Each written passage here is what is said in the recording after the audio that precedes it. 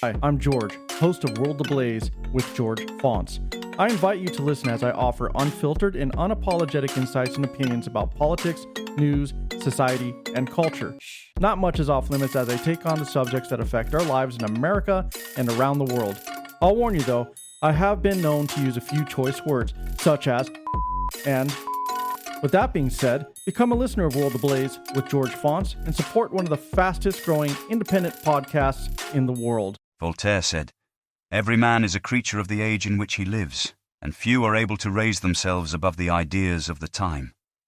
Plato said, "Wise men speak because they have something to say, fools because they have to say something."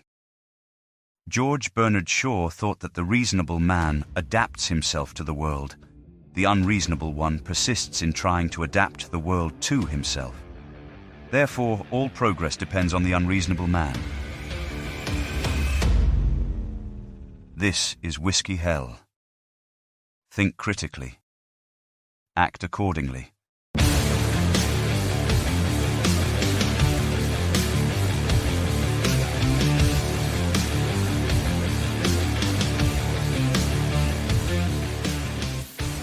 Saturday, August 24th, 7:29 in the evening. This is Whiskey Hell Podcast, your news show. Fitz, how are you doing? Oh God, I don't know anymore. I thought I knew. You know how I'm doing? I'm gonna think of a word. You know how I'll tell you how I'm doing. I'm milky. Milky like milky cereal? I'm milky. No, more like a cataract. Like, just I have like a milky film all over me. Okay. And it's not self-inflicted, and no, I was not part of a bukkake. I'm glad you specified that. I feel milky. I feel dirty. I feel like this week was dirty. It was filled with lies and deception, and now we're arresting Telegram guy. I'm starting to feel like the grime of the world is sticking to me. What was that line that Agent Smith said in The Matrix? Like, I feel infested by it. That's how I feel. Yes. I just it's like seeping into me. You know what I mean? Like, I can't get it off of me. So that's how I'm doing. I'm milky. I can feel that. I completely understand. I can relate to that. We've got a lot that's happened this week. Pavel Durov, the Telegram founder, the Telegram app for everybody out there. I don't know if everybody uses it. 900 million people use this app. And apparently it's used a great deal by some nefarious, shady people, including the government, several governments. Several. But yeah. So we're going to have to get into that because that story just broke today. We have all the bullshit that came along with the DNC this week, the convention, and I tried, Fitz. I really did try to watch it, and it was just awful. It was just awful. I know you did. First of all, I hope to God that you were not sober at any point while you were trying to watch any of that. I think that might have been part of the problem.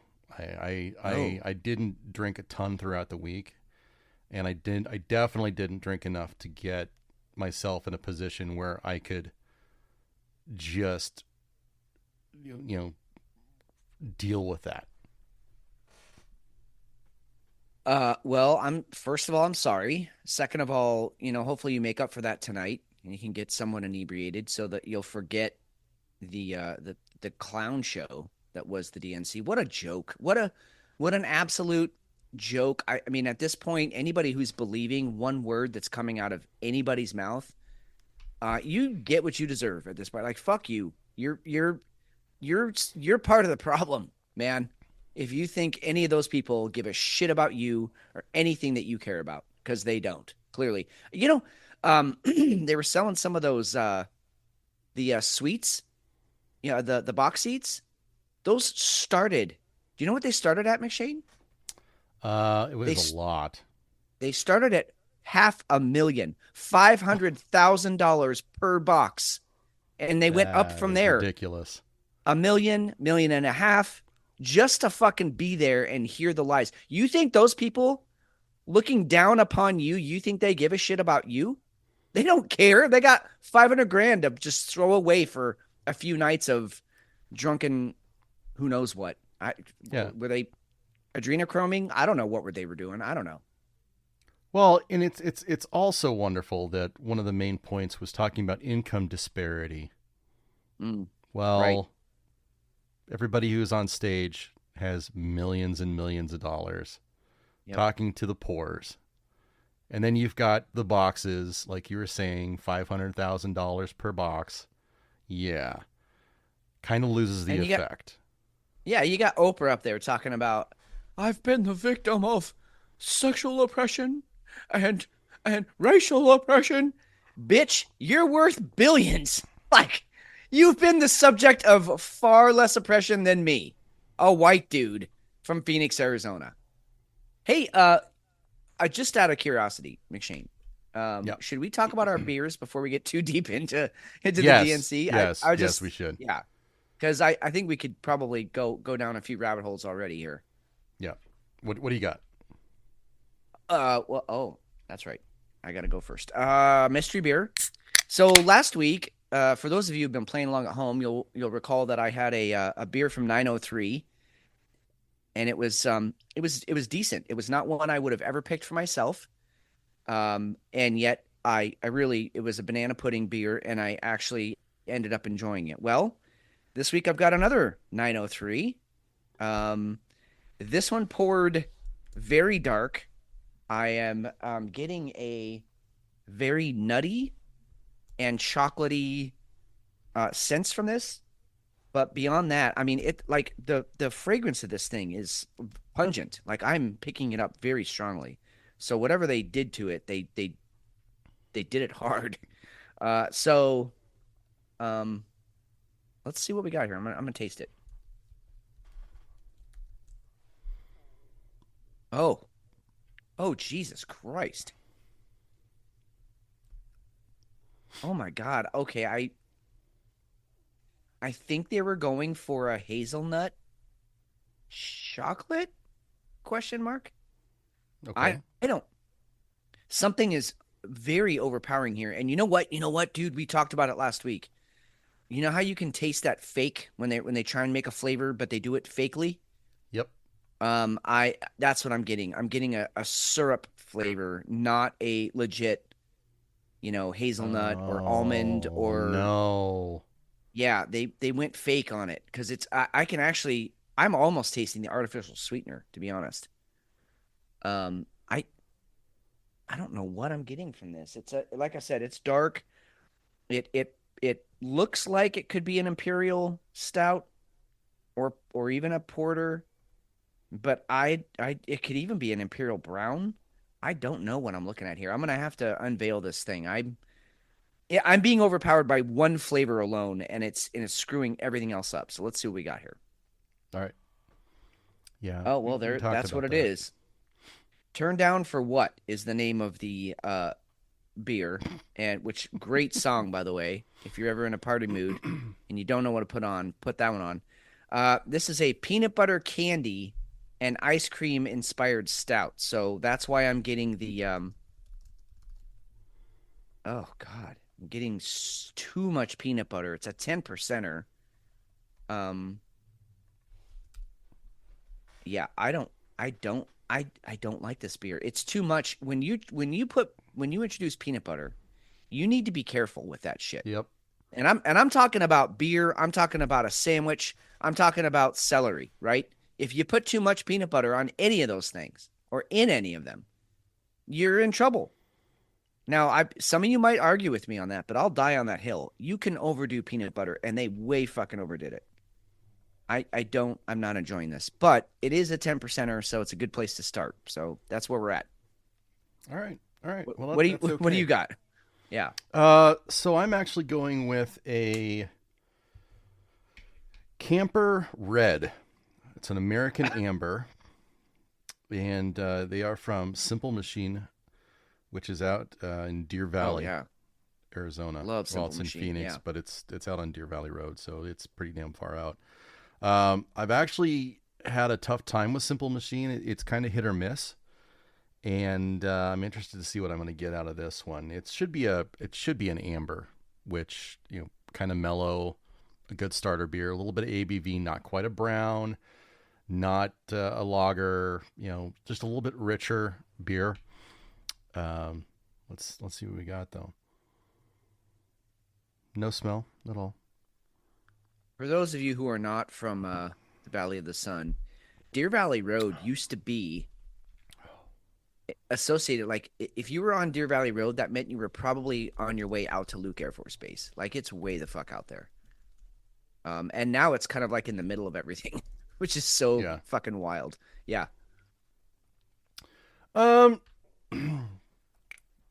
Funky bitter. A little hoppier than I think I would have wanted for my red.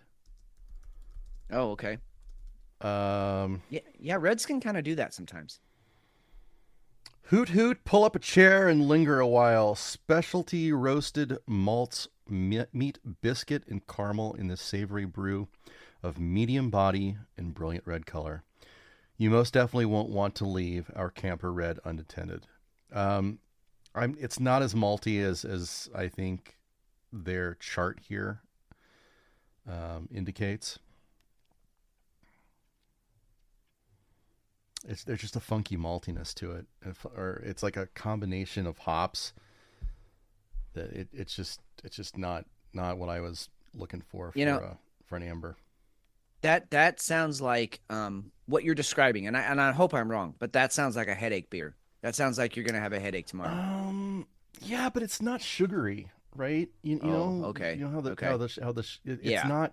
There's nothing sweet about it. It's hoppy. It's almost like a brown IPA. Oh, okay.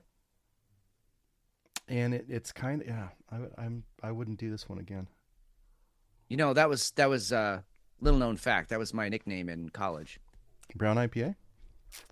Oh no, not very sweet. Oh. Okay. No, I don't even think IPAs were a thing when we were in college, dude.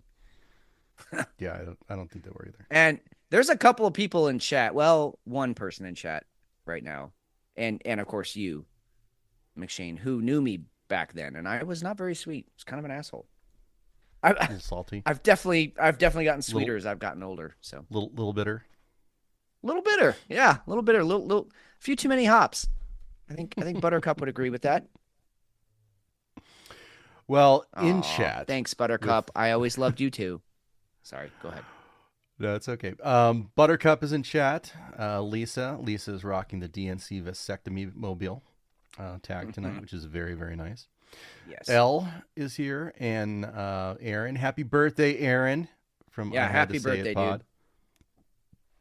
Aaron has had a day of smoking meats and smoking cigars. So, good show. What? But like not in the phallic way, right? Like those are both actual things.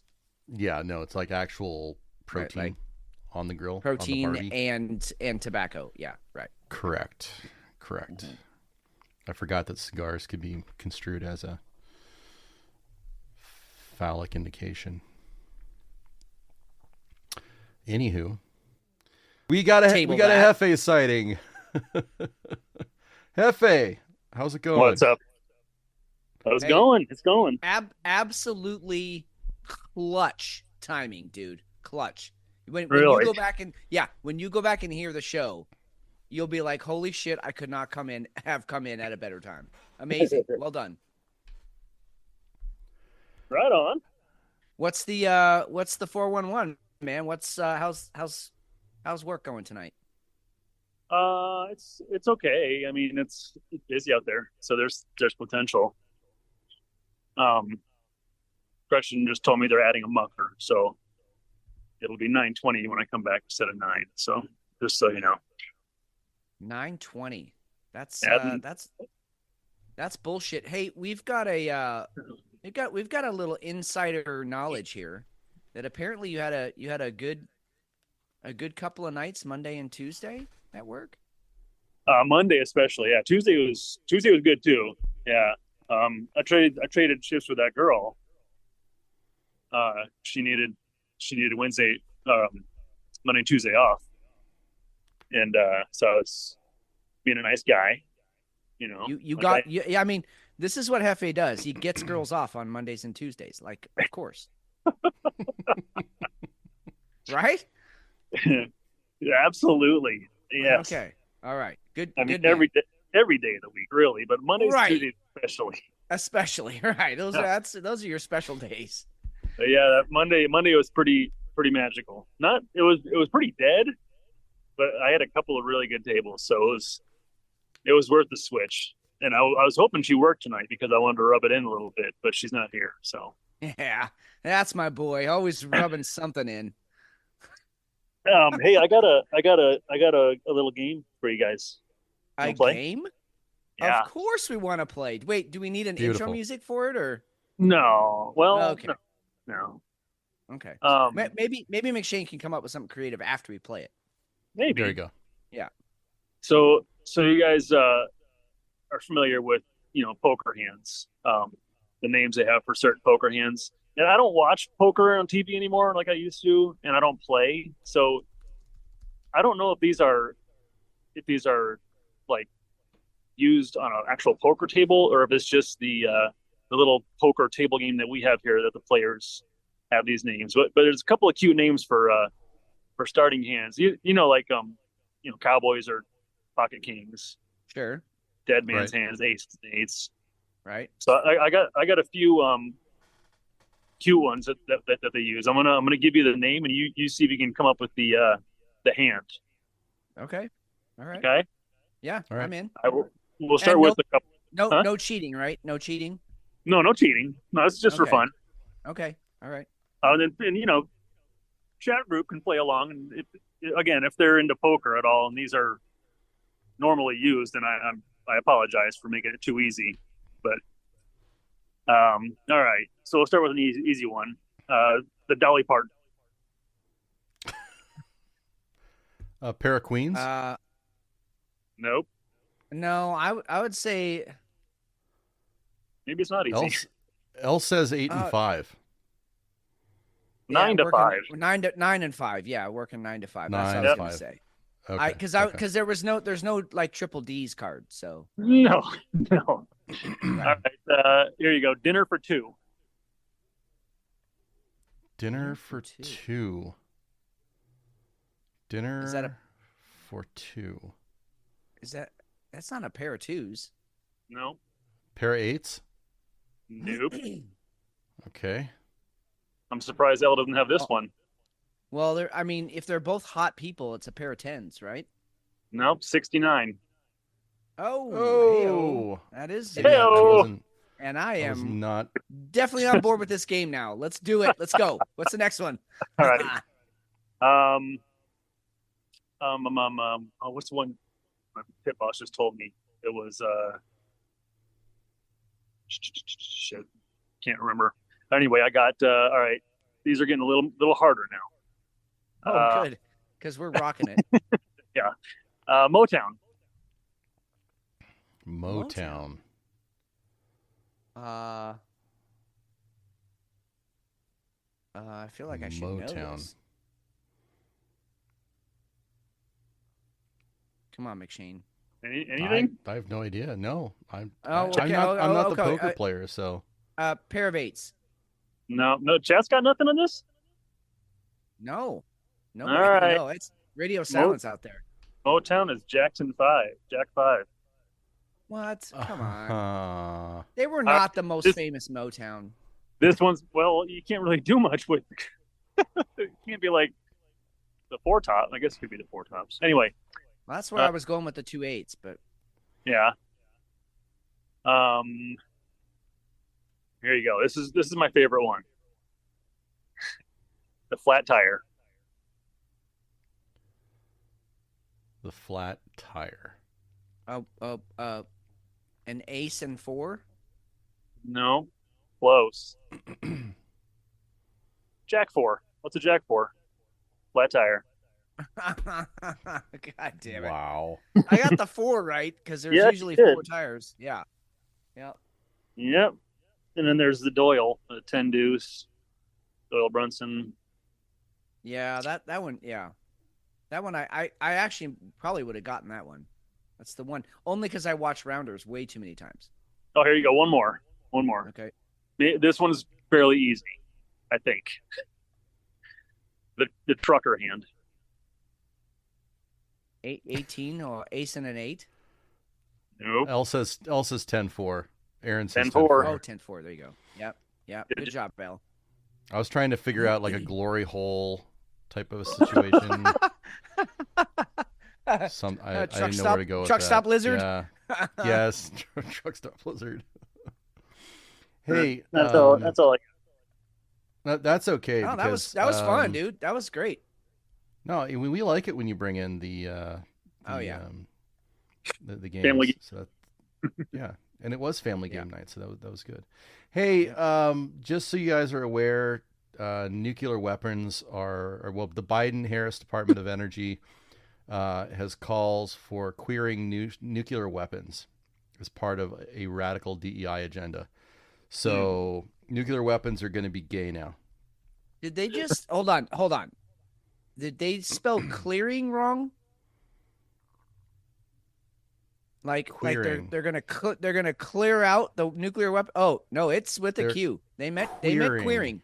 Okay, they're gonna gay up. Yes. Well, I mean, listen, all missiles could represent penis. What? Like, yeah, of course. They're definitely a phallic symbol, sure. But that's because penises are aerodynamic. I mean, everyone knows that. So of course you're gonna make a missile the same shape as a penis because we have to cut through the air. That's right.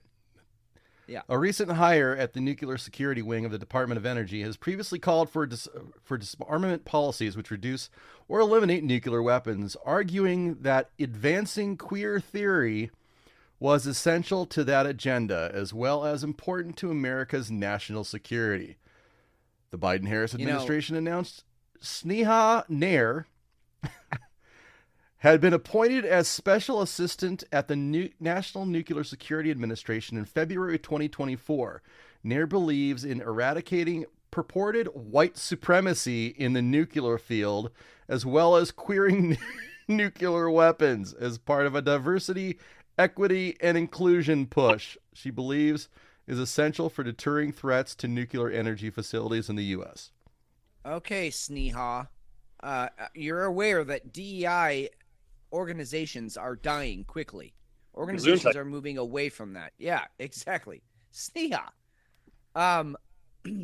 Well, it is okay. I will admit, it is a little known fact that when the nuclear fission happens, the heat and the energy discharge kills gay people way faster. They are way more susceptible to heat and nuclear fission. It's a fact. And it's a fact. Look it up. We've talked about those stories Google that it. climate change impacts minorities much more than they do white people. We've talked. There's tons of stories out there. So yes, I'm absolutely positive that has to be the case as well. The goddamn white supremacy with nuclear weapons has got to come to an end. I'm on board with this. Whiskey Hell votes in favor of queering nuclear. I can't even say it with a straight face. What are these people thinking?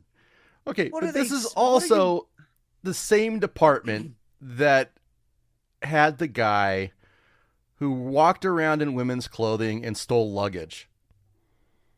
Okay? Same fucking department. Same department. Yeah. Finally, queer theory informs the struggle for nuclear justice and disarmament, she wrote last year. Queer theory helps to shift the perception of nuclear weapons as instruments for security by telling the hidden stories of displacement, illness, and trauma caused by their production and testing. My God, when did we all become so fucking weak? When did that happen? It was not in the 70s. It wasn't in the 80s. I feel like the 90s had something to do with it. But 9/11, September 11th, 2001, everybody just went way over into the deep end of being a fragile and emotionally unstable. Do you know, I heard a stat today. What do you guys think about this? 5 years ago, 73% of Americans had reported that they had experienced some sort of trauma in their lives 5 years ago. Do you know what that number is now, post-COVID? 100%. 100% of people polled say that they have experienced trauma either directly due to or the events around COVID. So maybe we're all just like in PTSD mode, and our only solution to that, to feeling like this, is that everything has to be a problem, and it has to be a problem for somebody who's not us. Because I mean, if we're talking about the gay LGBT community, what is that, like 12, 14% at the high end? But it has to be everyone's problem. Yeah. So I don't know. Maybe that's what happened. COVID really just fucking tweaked something in people's brains. I don't know. So 100% of Americans have been traumatized. That's the point. You know, my oldest asked me the other night, do I think that they're gonna do lockdowns for, I guess it was monkeypox. Monkey, yeah. And he said, do you think they'll do that again? And I was like, I don't even know where to begin to answer that. Yeah. You know, like, I wanted to go into the whole thing about there's a fucking huge portion of the population that isn't going to stand for that again. And then I was like, then the whole thing with the schools, like they were at home supposedly learning, and that set the whole schooling, you know, the whole system back. It's just a fucking mess now. Yeah, schools may never recover from that. Right. And so, like, I was like, I just didn't even know where to begin, and I just said, you know, I hope not. I hope. And isn't monkeypox, is it still passed through anal sex, or is there other ways to get it now? Yeah, no, it's still bodily fluids. I mean, they're claiming that it's scary that it's in, you know, the wastewater in San Francisco and in Jersey, but I mean, hello, it's San Francisco and Jersey. I mean, but no, they still have not said why it's a threat to you and me. You know, especially, listen, I've never been an advocate for marriage. I really haven't. I am married, but I've never advocated for it, just because I never wanted to have kids. But for married people, monkeypox is absolutely zero threat, like none, mm-hmm.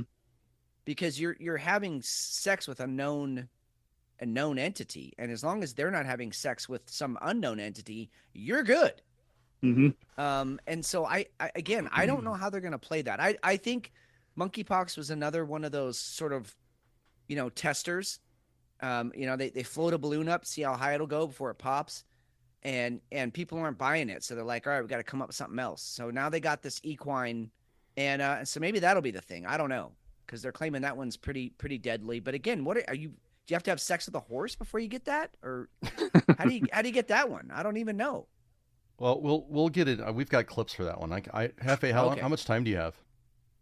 I'm heading back in here in a minute. Okay. Well, I we'll talk about. I gotta go. We'll talk about equine encephalitis a little bit later, but can't wait. Yeah. So right. yeah, well, I'm glad you had that conversation with the kid, though. Yeah. I think I wound up just saying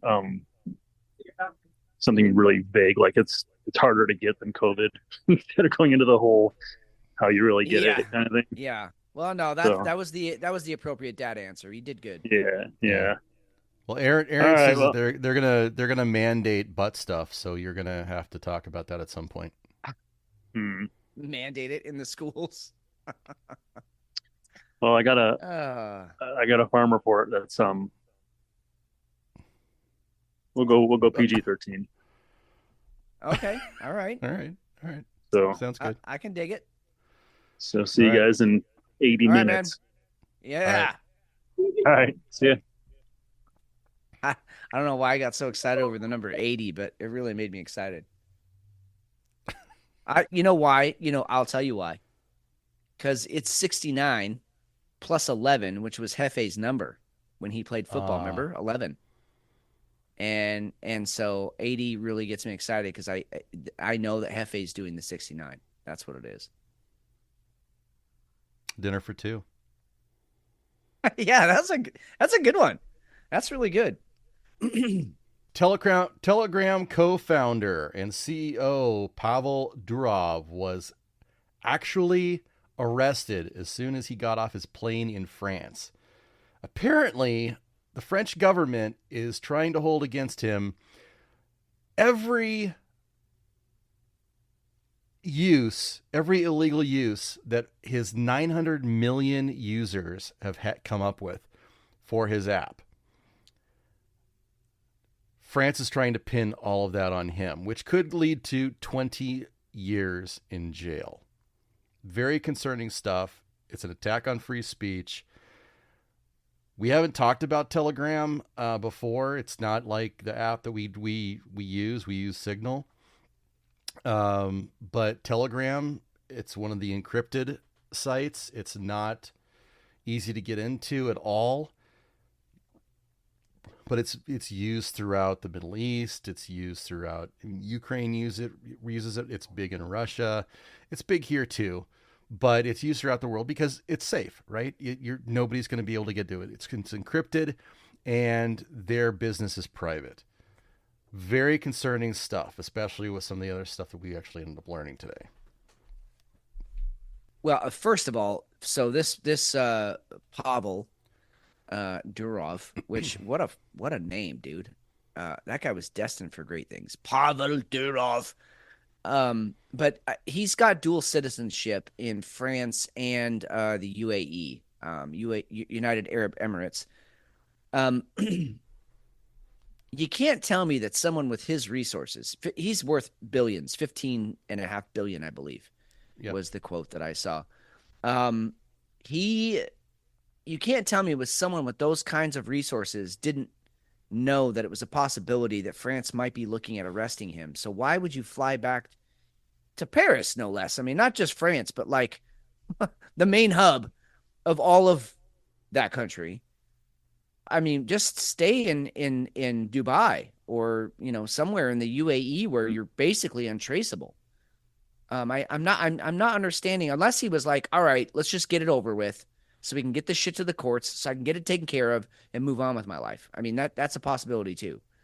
But the other side of this that infuriates me is we're going to hold this man responsible because he's the face of this app. There's probably hundreds, if not thousands of people who went into the making of this app, but okay, fine. He's the responsible one. He's taking the responsibility of it. Then how come we aren't holding our people responsible for the border crisis? Because again, we're distancing Kamala from the border crisis. She was not the border czar, never was, even though we have proof and you're trying to memory hole it and gaslight us and tell us that she wasn't. The human trafficking, all these things, we're not blaming our president because of all that. And yet we're going to blame this guy, the CEO of this app, because of all the bad shit that happens on the app. Like, that to me is a very, very double standard.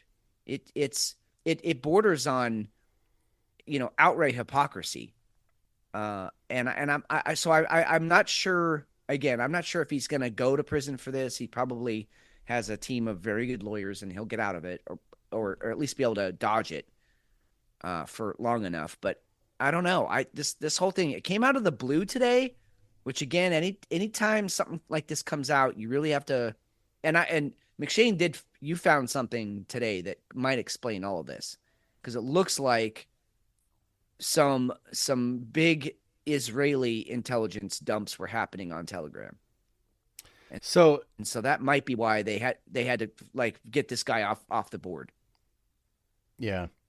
Well, so here's did some research on it earlier today, and here's the thing, right? So Russian born, he comes up with this fantastic app, super smart guy. It's encrypted. You can't get into it.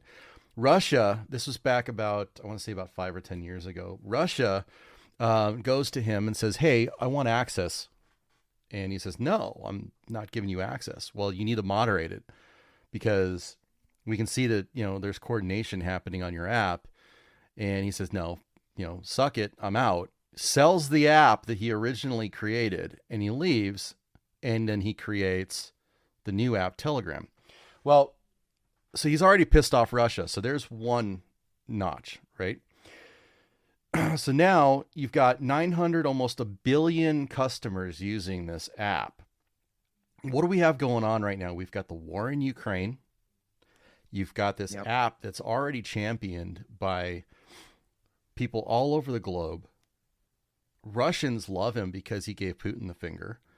So you've got Ukraine using it. You've got Russians using it. You've got people using it in the Middle East. It's already been established that there's Telegram channels. And I have stayed away from Telegram. Telegram was one of the options for us. We could have gone to Telegram and started a Telegram channel instead of the Signal channel, but we wanted to keep it more of a message app. So for everybody out there and, listeners, join the Patreon. You can get into our Signal app. But we went that direction because I wanted to stay away from Telegram because it just seemed kind of questionable, right? Like there's some stuff happening out there that we didn't want to deal with. It was less personal. Yeah. But not as vocal, not as, as out there as what we've gotten with like X. So anyway, let's go ahead and go to a couple of clips. These were from, this was actually from Tucker Carlson. He interviewed him. I want to say it was back in April. Yeah, which by the way was very prescient of him. Because when I saw this interview, and I was like, I don't even know who this fucking guy is. Like I think I tuned out about 8 minutes in. I just didn't care. Like I don't know who you are. I don't care anything about you. And now looking back, I'm like, shit, I should have listened to the whole thing because Tucker knew something was up. Well, and then the story that's interesting here is that the United States government's been after a backdoor for this thing forever. Yeah. The government used this app, okay, to actually orchestrate the Belarus uprising against Lukashenko a few years ago. Okay. But they want control of the app. They want in there so that they can go ahead and manage 1 billion users. Well, he won't let him in, but now all of a sudden he's arrested. Check out these clips. The FBI, the security agencies, wherever we came to the US. So to give you an example, last time I was in the US, I brought an engineer that is working for Telegram, and there was an attempt to secretly hire my engineer behind my back by cybersecurity officers or agents, wherever they are called. The U.S. government should hire your engineer? That's my understanding. That's what he told me. To write code for them or to break into Telegram? They were curious to learn which open source libraries are integrated to the Telegram's app, on the client side, and they were trying to persuade him to use certain open source tools that he would then integrate into the Telegram's code that, in my understanding, would serve as backdoors. Would allow the U.S. government to spy on people who use Telegram. The U.S. government, or maybe any other government, because a backdoor is a backdoor regardless of who is using it. That's right. And that's a little surprising to hear. Maybe it's not surprising. It's offensive. You're confident that happened? Yes. There is no reason for my engineer to make up the stories. Also because I personally experienced similar pressure in the US. Whenever I would go to the US, I would have 2 FBI agents greeting me at the airport, asking questions. One time I was having my breakfast at like 9 a.m. and the FBI showed up at my house that I was renting. And that was quite surprising. And I thought, we're getting too much attention here. It's probably not the best environment to run. Why would had you committed a crime? No, they were interested to learn more about Telegram. They knew I, left Russia. They knew what we were doing, but they wanted details. And my understanding is that they wanted to establish a relationship to, in a way, control Telegram better. I understand that they were doing their job. It's just that for us running a privacy-focused social media platform, that probably wasn't the best environment to be in. We want to be focused on what we do, not on government relations of that sort. Government relations. Interesting. Very, very interesting. Here's another. That you've been here, there have been a number of wars and threats of war, precursors to war. Have you had any pressure from the government here, honestly, any pressure from the government here to reveal a backdoor into Telegram or to ban anyone or to make any changes to your business? Zero. That's the best part. For all the 7 years we've been here, there's been zero pressure coming from the UAE towards Telegram. They've been very supportive, very helpful, and it's a big contrast from whatever we've experienced before. What about what you've experienced since you moved here in those 7 years? Have you come under pressure from other governments under whose jurisdiction you don't fall, but to accommodate their demands? Well, of course. Well, Telegram is a large platform. We are popular in many, many countries, and we've been receiving a lot of requests, demands. Some of them were legitimate. Like if there was a group of people who was promoting violence, there was some terrorist activity that was, spreading violence in some parts of the world, publicly posting things that any decent human being would disallow or wouldn't want to be posted. We would help them. But in some other cases where we thought it would be crossing the line, it wouldn't be in line with our values of freedom of speech and protecting people's private correspondence, we would ignore those. So this has to lead you to believe that this is a bit of a test balloon to see if they can go after Elon. That has to be a little bit of this, especially after 2 weeks ago when the EU had that halfwit came out and sent that strongly worded letter. Yep. They had their little temper tantrum over Elon. It's kind of ironic to me that a Russian national would come up with an app that's really at its base trying to protect people's freedoms. I think it just goes to show you that intrinsically, innately, as humans, we crave autonomy. We crave, being left the fuck alone. And the vast majority of us, if we're left the fuck alone, we're just going to go about our lives and be happy and fulfilled. It's government intrusion. It's government overreach.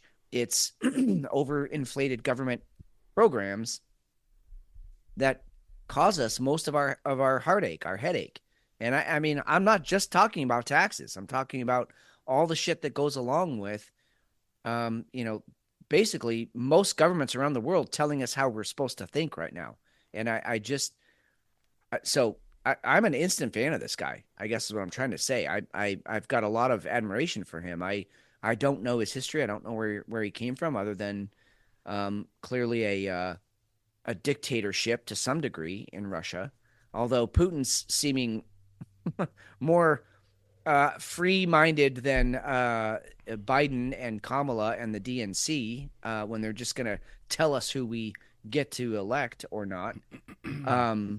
So I don't know. I mean, good for him, but it sucks he's sitting in a jail right now because he wants to have a free platform. That seems a little it is a direct assault on freedom. So like you're saying earlier, one thing that did come out like right before the show, there was a Jackson Hinkle drop. You guys can go on X and take a look at it. I'll have it in the show notes. Anti-Israel hackers who stole gigabytes of sensitive Israeli data have been publishing the classified information on Telegram. Telegram refused Israel's request to censor them. Today, he was put in jail. Yeah, and that to me, that's the big linchpin right there. That's the big clue for me. I mean, you're talking about the Mossad.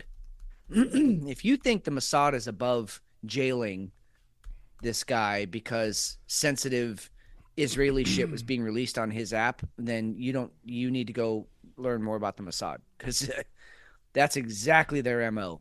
And I like, to your point earlier, McShane, I wish it was someone other than Jackson Hinkle reporting this, but the fact is it makes a lot of fucking sense, and it checks all my bullshit odometers. Bullshit-o-meters? They're not odometers. No, they don't measure the speed of shit. They just measure how much shit. So they're shit-o-meters. It really does. Yeah. It really does. And with as much that's been going on, I mean, we've watched, APAC, right? We've watched all the APAC stuff that's been popping up into the X feeds, and how they've been backing different congressmen during our election season. We've seen how things went in the EU.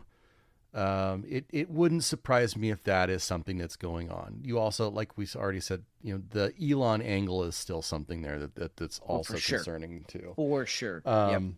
I think these guys, it takes strong men, we've said it before, to raise a voice, to stand their ground, and they've got the money to do it. And when you've got the money to do it, when you've got fuck you money, it gets a lot easier to do that. But it shows that there also is a vulnerability there.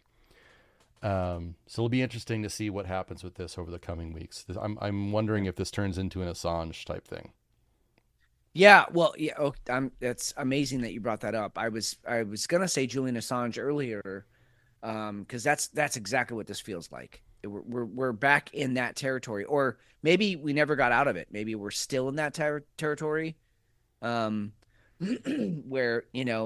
these people that are coming out and telling real truths, and not just inconsequential truths, like we were part of a coup down in South America somewhere, which is certainly consequential for those people, but not necessarily for us here in the States.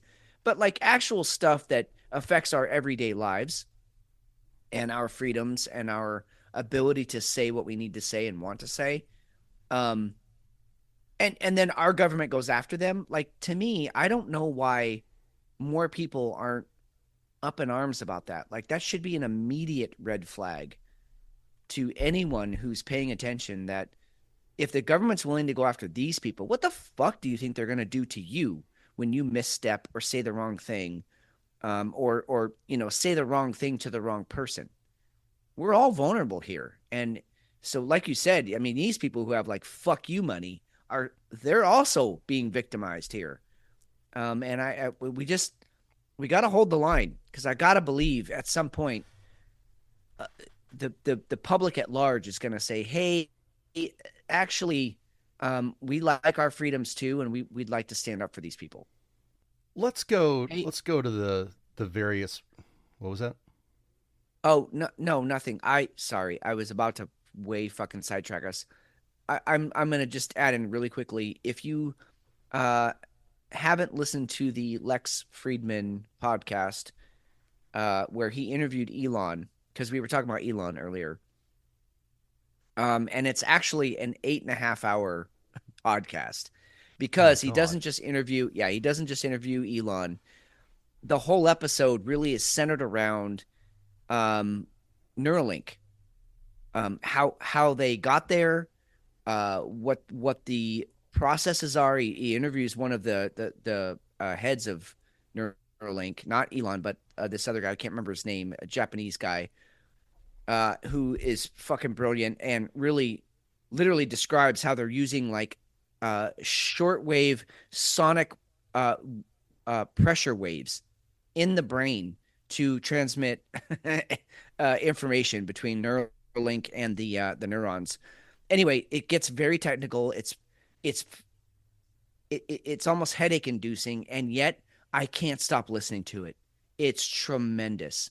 And so if you want to hear Elon in his sort of element where he's just talking about the science of stuff and his philosophy of why he even wanted to go down this road, fantastic interview. I'm only about halfway through and I'm enthralled. I can't believe they're doing this. I mean, they're having real, human trials, human successes with this thing. The hopes and dreams for this are literally taking paraplegics and allowing them to walk again, ALS patients, mitigating all of their symptoms. Deaf people can hear, blind people can see, people with synesthesia can have the volume turned down on all of their crazy stuff. I mean, the possibilities are endless here. And I when I first heard about Neuralink, I was like, no, thank you. And now I don't want it for me, but I am 100% behind it. So if you want to have your mind expanded, I won't even say your mind changed because that's up to you. But if you want to have your mind expanded, go and listen to that Lex Friedman podcast. It's fucking tremendous. It's heavy on the science, and if you're not into the science, then you can actually skip past those parts and just get to the part where they're talking about the stories of these people, and it's amazing. So I just want to add that in. We can move on now.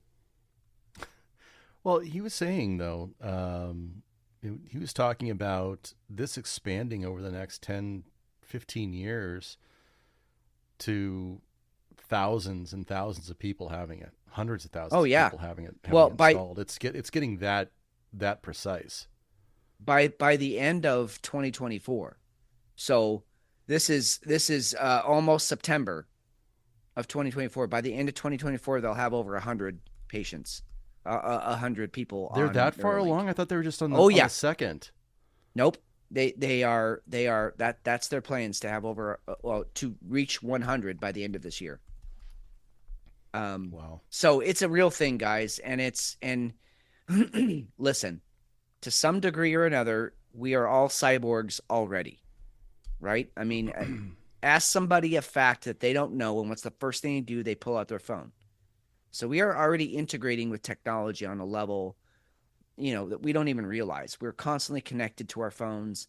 Imagine if that power of that phone was put in your body and it was just part of you. I'm very weary of that, and I'm concerned. I have concerns, but the great thing is, so does Elon. So do the people who are doing this. They have concerns too. There's ethical concerns. They want to do it right. And I think they're doing their best to do that.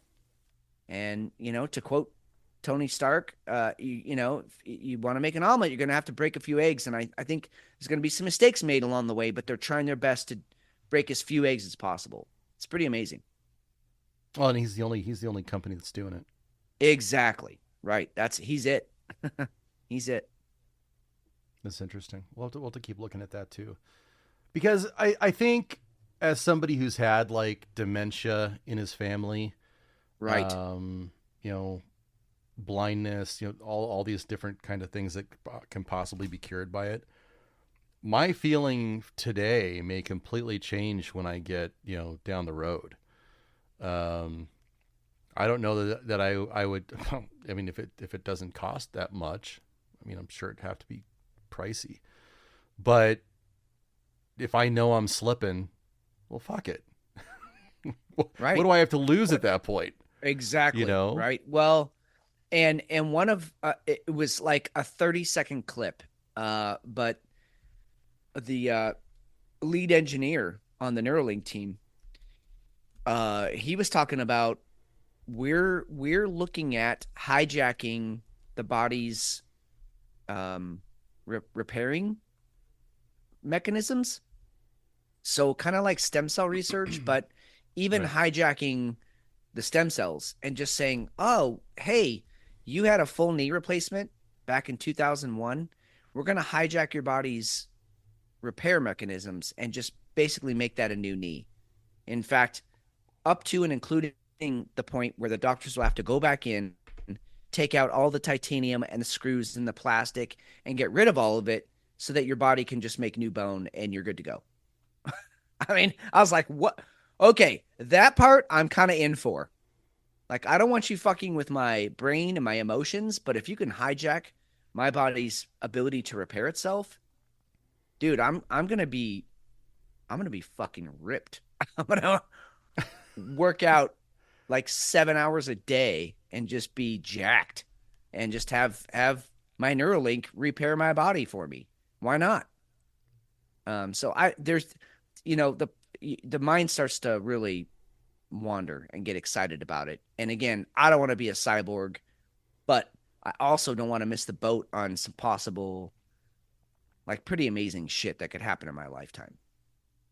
Yeah, I'm already on board with some of the cyborg stuff. The robot knees, robot joints. I'm okay with all that stuff. I don't think I have a problem with any of that. Yep. But yeah, that's getting into superhuman type stuff. That Seriously definitely has some implications, well, though. And if everybody has it and you don't, like, who are you? You're a dinosaur. Yeah. You know? Absolutely. Yeah. Do you want to hit the weather after we come back from beers, or do you want to hit it now? Yeah, no, I'd like to do that. I promise, guys, my promise to you tonight is I'm gonna keep it stupid simple.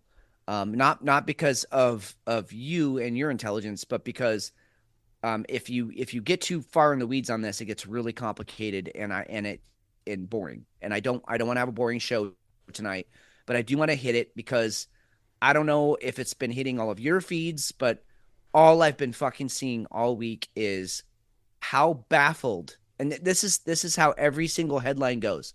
Scientists, and I love that word, just scientists. I mean, they could be like fucking heart scientists, or they might work on, they might be myconologists and just work on funguses all day, but they're scientists. Scientists are baffled that there's been a rapid cooling in the Atlantic. And so I want to briefly discuss why the Atlantic is cooling, how it was 100% predictable, why it has completely dismantled the quote unquote overactive hurricane season that I had predicted it was going to be a massive hurricane season. And we've had, 4-5 named storms? Are we up to E? Maybe. Barely. Yeah. Yeah. So Deborah was the last one. That's D. Yeah. So anyway, I just want to explain all that. I want to do it very, very succinctly in a very pithy manner and move on from it because it's worth addressing so that we, even though scientists are baffled, fans of this show don't have to be, right? We can explain it because it's explainable. But right. And I've got a safe word. I've got a safe word to use if you get too technical. Yes, you do. Yeah, exactly. We set up a safe word before. I kind of want to just go off on a tangent just so you have to work it in somehow. But also, I do. I want to keep it simple and short. So we'll get into that. I think after our second beers, I think that'd be a great time to do it. Also, we're gonna have Hefe here, and well, I guess we got a little bit of time, right? 9:20, you said. We got some time. All right. Yeah. So we got a few minutes before we get into second beers. We do want to go ahead and bring up something that was been extremely strange. We've got two different. One was they're accidents. We'll just call them accidents. Maybe. Who knows? The billionaire who was out in his yacht in Italy, Mike Lynch. This is such an amazing story. Basically the British Bill Gates went through a whole bunch of litigation, won against Hewlett Packard. He ended up taking Hewlett Packard for a ton of money after he sold one of his companies to him, and he just got done beating him in court, and suddenly his yacht is just sunk. 15 people were saved. He was found dead. Daughter died. Wife went to the hospital. Super strange timing. His counterpart, who actually, I guess it was not his assistant. It was co-CEO, I think, died 2 days earlier in a when he was hit by a car. He was hit by a car while he was out jogging. Oops. They're saying that this yacht was taken out by a water funnel or some kind of just random storm, but it didn't touch any of the boats around it, only the yacht. And this was a 56. This was an 180-foot yacht. This was not. This was a ship that had sailed around the world and had encountered, according to the captain, some of the worst weather on the planet and gotten through it just fine. I mean, this thing is a seaworthy, like it knows how to get through the bad stuff. And had proven itself over and over and over again. The captain had zero concerns with this ship. So what else is also weird and kind of a fun rabbit hole to go down? If you look up, there's a few TikToks out there. There might be a couple of Instagram videos that people put out also of people who looked up, because again, let's not forget, we're living in a global village right now. So when a weather anomaly happens, it's recorded on a computer somewhere. Someone's watching the barometric pressure 24/7. Someone's watching weather patterns, wind patterns, rain, lightning. It's all being measured right now. Any of us can look it up on any point on the planet, anywhere right now. So people went back and they were like, "Oh, well, let's look at this freak storm that came up and sank this ship." There's nothing. Nothing. There's a few clouds. So, again, hundreds of other ships around in the vicinity. None of them got touched, but this poor ship, this baby little, tiny little, like, what'd you say, 180 footer? Yeah. It's a huge yacht. Yeah. Like a ship, like 200 years ago would have been considered like a marvel of human accomplishment and engineering. It bad luck, man. And it sank. And as you pointed out, very few people died on that ship, but he was one of them. A lot of people got rescued, but not him. So that happened. And then a couple weeks ago, we were trying to get to this story. We couldn't get around to it. Yeah. A Brazilian plane falls out of the sky. Just falls out of the sky. Yeah. And there just happened to be 6. No, I think was it 6 or was it 8? 8? I thought it was 8. Yep. 8 cancer researchers who were allegedly on their way to a conference in Venezuela, I think. Yep. And they were going to be discussing turbo cancers. Directly linked to the vaccines. Yeah. And to watch the video of that plane crash is bizarre. It's disturbing.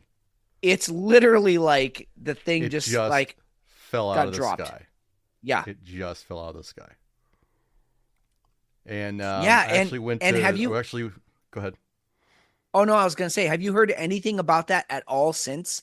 Nothing. Like, oh, this plane fell out of the sky and that's it. Boom. Next news story. Yeah. I mean, it's been completely memory hold already. It's very, very strange. I went to, and I apologize. I totally forgot to send Justin, listener for the show. So I apologize, Justin, if you're listening to that right now.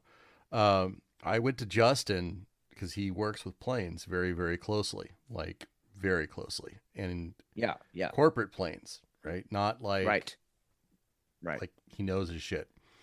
And he's like, it honestly looks like maybe some cargo moved, but that's a total stall, and that stuff just doesn't really happen unless there's something happening. Like, no, I mean, it's almost like the pilot strange. Put the thing into a purpose stall. I mean, because otherwise, I mean, even if, you're going along at, 300 knots, 400 knots, and the engines go out, you still have forward momentum and you can glide that plane down. I'm not saying you're going to have a soft landing. I'm just saying the way you land is with this forward, like sliding into home, momentum. This thing was in a full fucking, it just dropped like a tail. It was in a tailspin. It was incredible. It was like the pilot literally did everything wrong that you could do so that it would drop straight down and not give anyone a chance to survive it. Crazy stuff. All right, I think it's time for us to get after our second beers. I got a humdinger of a one coming up. Hey, speaking of humdingers, how did that first beer end up? Still average. Too hoppy, or? Nah, yeah. It was average. It was a hoppy red, and that's fine. That's their interpretation of it. I wouldn't go out and get it again. I'm very, very fond of one from out here from 1912 Brewing, out here in Arizona. It's called Weapons Check, and it's just absolutely a beautiful, beautiful beer. In fact, this is the time of year when it comes out heavy. I would. That's my favorite beer. So I know my reds. This was just was a very average beer. This one. So, I mean, yours? Remember when Killian's Red was like what we like? That was the ultimate in reds. Like, whoa, that's a new beer. It's not Bud Light. There's a term. I'm trying to find it really quick because I think it's worth mentioning on the show. Okay, got it right here. So word of the day for all of you out there. If you're attracted to redheads, and just stick with me here, okay?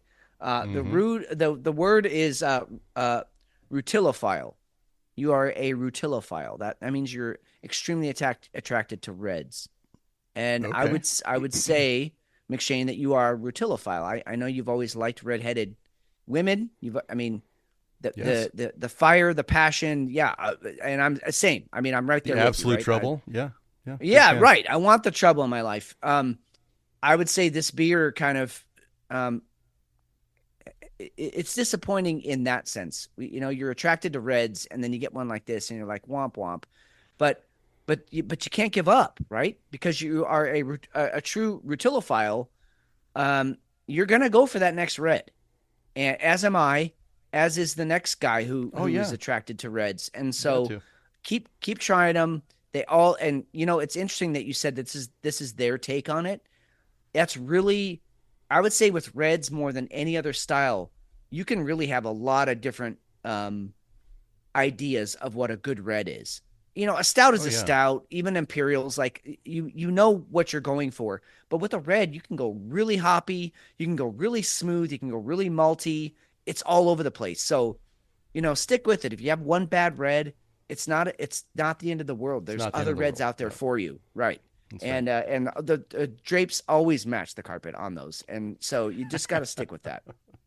Always. Beautiful. Always. Yeah. All right. And yours went well? No. Well, no, too sweet. I would highly, highly advise that you, avoid this beer, because I was talking to you earlier about a possible hangover tomorrow, a headache. I'm gonna have one. Yeah, I'm gonna have one from this beer. It's too sweet, too much sugar. They went for the peanut butter candy. I mean, it says it all over the fucking can, peanut butter candy, and that's where I'm getting that really sweet fake sugar stuff. And it's just it doesn't work. It's too much. So nope, definite pass. I'm going Imperial Stout this next beer, like just straight up Imperial Stout. No gimmicks, no fluff. Let's just like hit me between the eyes, because I need to come down from this thing. All right. Yeah. Well, let's get after beer 2 then. Okay, so I went to Beer Barn earlier today, as I do many weeks, not every week, but many. My guy Bryce was at the counter, and I pick up my haul, right? The beers that I want to go, and I go up there, and he goes, "Hey, I'm gonna warn you about these 2 Anchorage beers. They're really, really expensive." Like, I bought some expensive beers. I mean, that's right. Sometimes it comes with the territory, right? Right. And Anchorage they're not cheap. I was probably expecting about $20, 23, somewhere on there. No, I picked out 2 beers that were 60 and 65. Oh shit. Yeah, that's at the top end. Yeah. I can only do those about once or twice a year. I'm putting one of these back. I'm not walking out with both. So I got rid of one of them because I'm not doing that. That's fucking stupid. So it's stupid that I'm having one, but let me tell you why. This is called Schwarzer. I posted it to the whiskey chat. This is a 16%er. Woo. And here's the story on it, because it's actually made for a bladesmith. Okay, Double I was going dark to say ale. this better have a good story behind it if you're going to pay that kind of money. Yeah, well, it's an Anchorage Brewing, and it was a collaboration with Steve Schwarzer.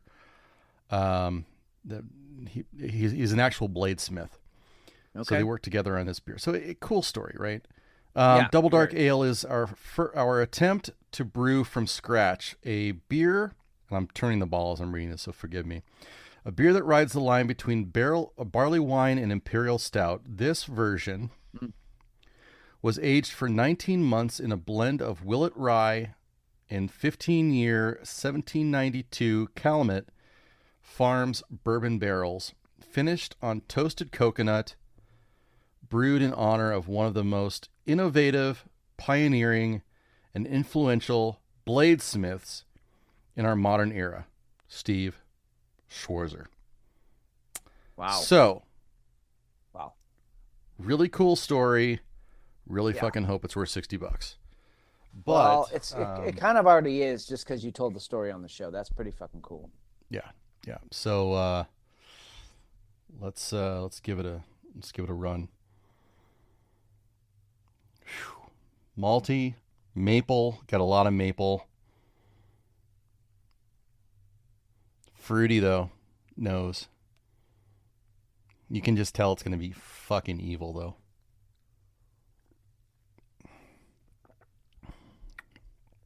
Oh my god. Rich.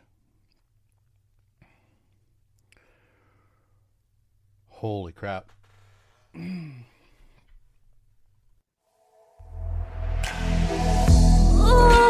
Yes.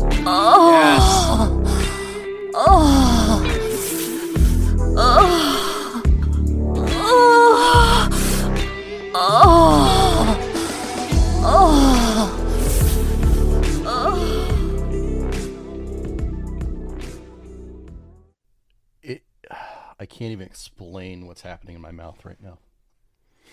This might be the best beer I've had. I mean, first of all, that whole segment went out to Tabby. We know how you love that noise. Second of all, fucking good for you, dude. This guy, Steve Schwarzer, I've never heard of him, so I'm looking him up right now.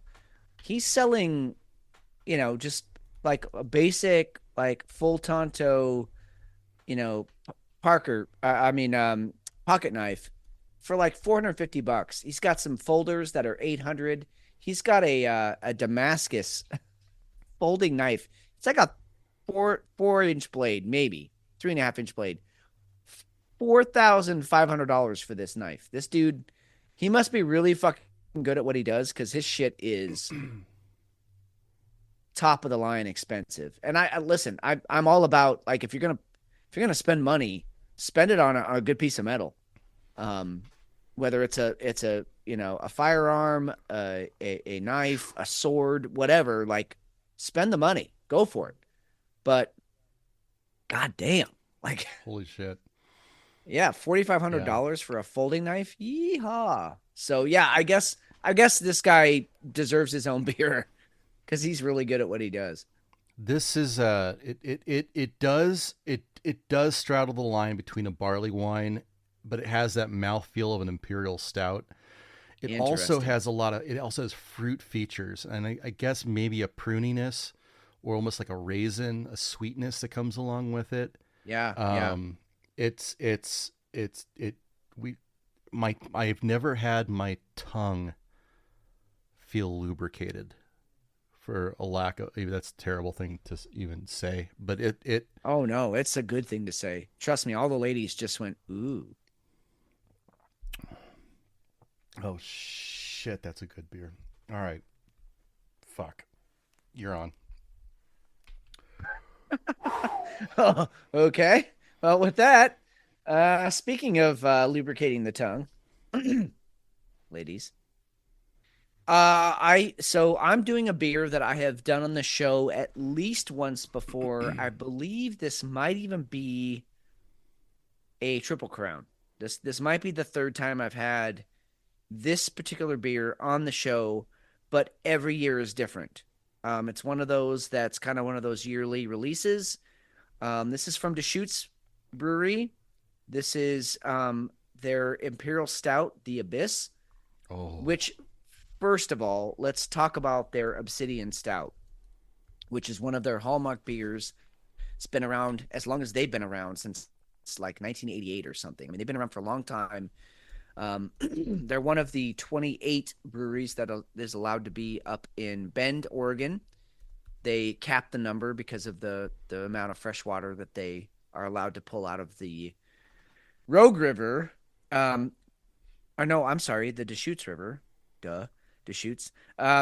Anyway, but they, a few years ago, started putting out some Imperial stuff that they had really been planning for years, and had to barrel age it and the whole thing. And so every year it's kind of this seasonal release. Every year is different. So this is this year's 2024 release of the Abyss, a barrel-aged Imperial Stout. One thing I absolutely love about Deschutes is they are like straight to the point. They don't fuck around. So immeasurable depth and complexity, hints of molasses, licorice, and other alluring flavors make this something not just to quaff, but to contemplate. So I'm always up for a philosopher's beer, philosopher's whiskey. There's even some vodkas I would put in the philosopher's category. So anyway, this is this year's offering of the Abyss from Deschutes. I have not been disappointed by any of the previous offerings because, again, it's based on such a good beer. The Obsidian Stout, if you can get it, if you can try it, to me, it's almost, other than a Guinness, which is its own thing, which is an Irish stout, and that's its own animal. But if you're going a straight up American stout, it doesn't get much better than the Obsidian Stout. It's just, every time you get a bottle of it, every time you get a pint of it, it's going to be good. And then they throw it in a barrel and let it fucking go nuts for a while. So you really can't go wrong with it. So anyway, let's see what we got. And they do some wild stuff, some different barrels too. They've got a port for their Abyss series. They just do some fantastic stuff. Yeah, they really do. It's Deschutes.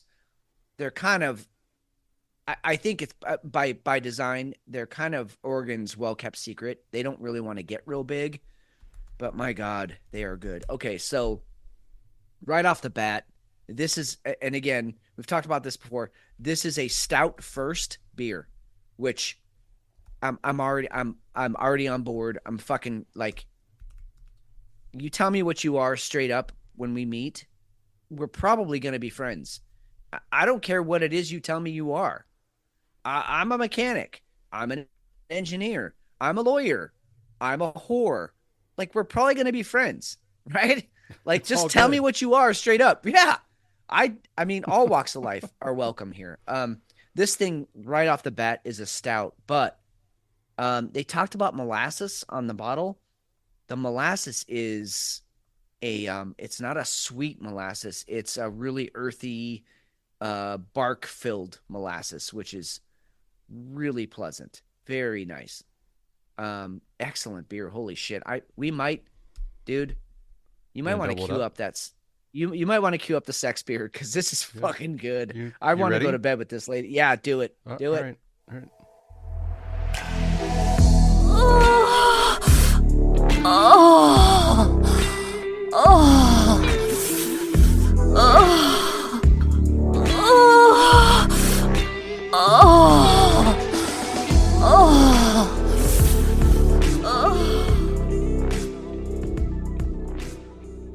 don't think this has happened, Fitz. Where we've had a double. It has not at the same time. It has not. No, and I Wow. listen. I didn't just do it for a gimmick. I'm going to tell you why this is a sex beer.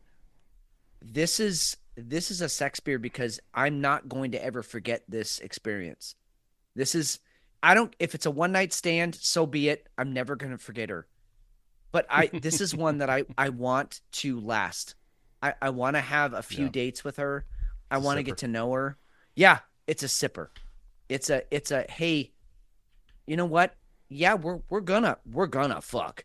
But afterwards, it'd be nice to cuddle, and I'd like to know your thoughts on the world, on philosophy, on what do you think happens after we die? Like, she's asking me these questions, and really? I want to answer them. Oh yeah. Oh, full on philosopher's beer. I'm in. This is so good. Oh, perfect. Whoo! Well, I don't think anything can segue us better to the Atlantic Ocean is cooling than those two beers. Then.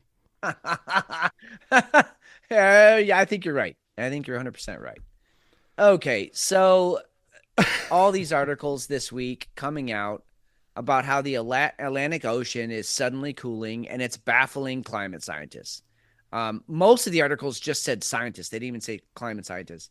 But even if it's climate scientists, I'm sorry, if you are worth half your weight in piss as a climate scientist, you're not baffled by this, because I'm a fucking amateur with a capital A.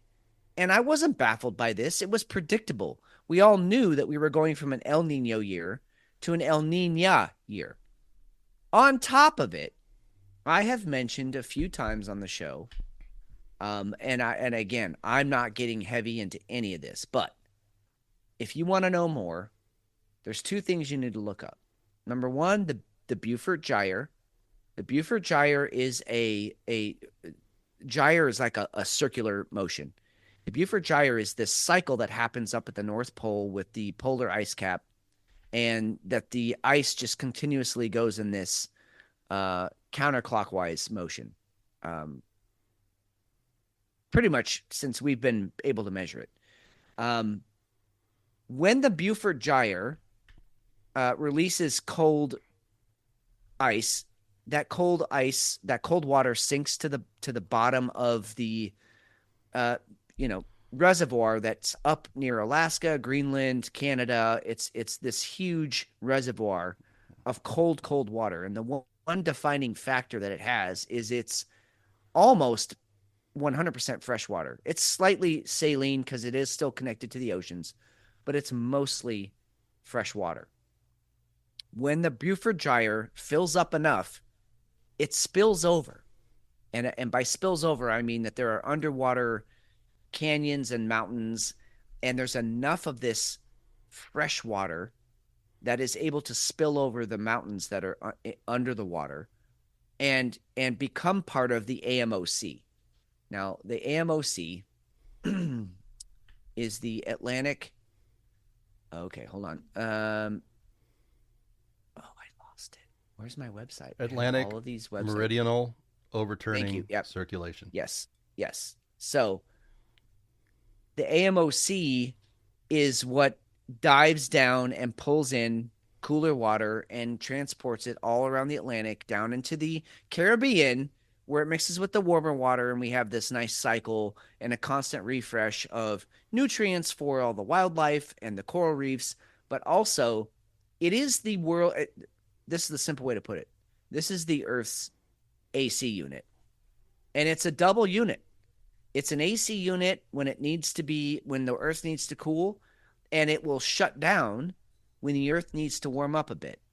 So we've been in a warming period since the Little Ice Age, back around the end of the Roman Empire. We had a small ice age that came up, and the world got really cold, and life started to die off, and forests started to shrink, other than, evergreen forests, deciduous forests.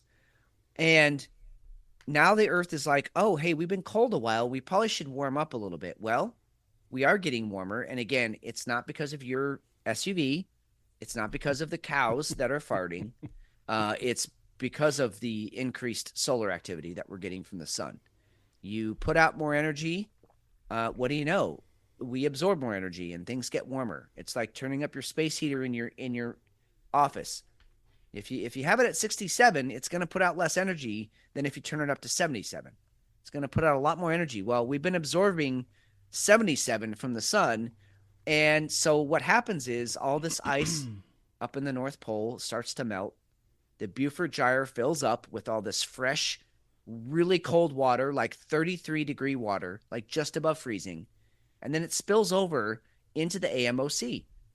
And that starts this circuit of cooling, rapid cooling of the Atlantic. In fact, there are a lot of studies, they still need to be substantiated, but some studies are showing that the Beufort Gyre is actually what puts us into either an El Nino, which is a warm Atlantic, versus an El Nina year, which is a cold Atlantic. And that's what really regulates things, is the Beufort Gyre. Either way, Beufort Gyre is in full action right now. It's releasing all of its cold water, so we get a rapid cooling of the Atlantic. And again, there was prediction that sometimes in an El Nina year, you get a very active hurricane season. That didn't happen this year for lots of different reasons. The winds shifted. The Atlantic Ocean got very cool. Despite what you've heard, the Gulf of Mexico is actually below average. Even though they're going to tell you that it's above average, it's actually been cooler this year than it's been the last 5 years. Go look that up, Google that. So the hurricanes just haven't kicked up the way that I predicted that they would. It just hasn't happened. So that's your global climate change update. And with actual real science, there's a few websites that I posted earlier. McShane put them on the doc for you to go out and consult. And basically, they show the AMOC and what its cycle does, and the currents that it picks up. And you can see it goes real deep up there, up in the North Pole, near the North Pole, up near Russia, Canada, Alaska. Above Greenland. It goes. Yep. It goes real deep, and it picks up that fresh water and pulls it all the way down into. I mean, really, it goes down to the South Pole. I mean, this thing goes all over the place. So it's actually explainable, and the fact that climate scientists, quote unquote, are baffled by this is just, it's comical. And the reason I included the null school map, which you're on right now, McShane, is because when you have this basin of really cold fresh water, the actual gap between Alaska and Russia up there is very small. There's not a lot of water that can leak out that way.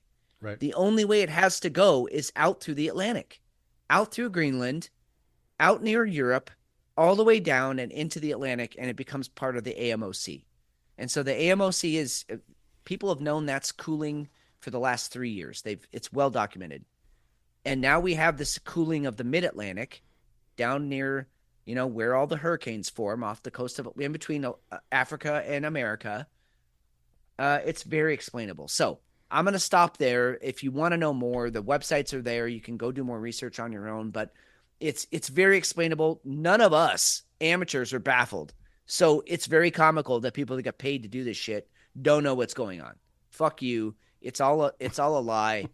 and it's all part of our planet's natural machinations to keep us at a pretty constant temperature. Extremes happen when the sun really changes, and we just can't absorb that amount of energy, or we can't make up for the lack of energy when the sun goes cool, which happens every 6,000, 12,000, and 24,000 years. So, be ready for that too. Beard of Liberty in chat. Almost like our weather is more than just atmosphere. Blasphemy. Yeah, right? Yeah, and you got Bill Gates wanting to fucking spray the atmosphere so we can cool things down. Dude, it's already cooling. Trust me, invest in parkas. In the next 10 years, it's going to be way cooler than it is now. Trust me. But whatever. Fucking Bill. I was even watching something this morning where these guys were trying to, I think there was even a Russian study that was done where they were trying to manipulate the sun by catching the sun before it, as it was coming up, as it was rising, right? And they were trying to redirect the sun and trying to see if they could have sunlight during when it was still dark out. Oh, okay. And the idea was, and these idiots brought this up, which they would go ahead and put all of these satellites up into the sky, right? Up into space. And their sole job was to grab and reflect the sun so that it was going to be directed right down on massive solar farms, completely negating the whole idea of like the nighttime, because they wanted to try and prove that the sun could be sustainable and we could actually have it all the time. And when I saw that this morning, I was just beside myself with the stupidity that was going on. Yeah, I mean, to think that, if you really see the scope of planet Earth and how big it is and how we are we are microscopic. We're not even ants crawling around. We're microscopic. To think that we're going to have any sway over these major systems, again, that, the Earth's been around for 4.5 billion, with a B, billion years. To think that we can influence positively or negatively, we can influence its processes.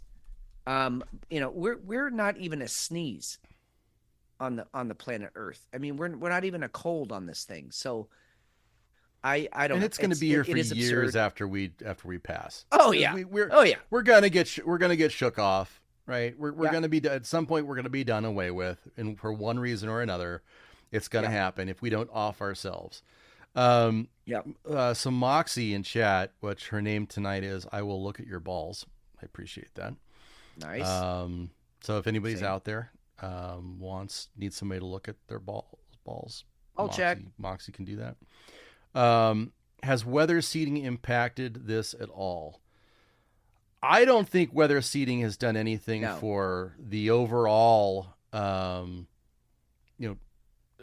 climate, changing the climate. No. I think what it has done is put an irregular amount of water into areas that shouldn't be wet, and completely made it artificial, which I think that is actually changing, not necessarily the climate, but I think it's definitely manipulating the surface. Yeah, no.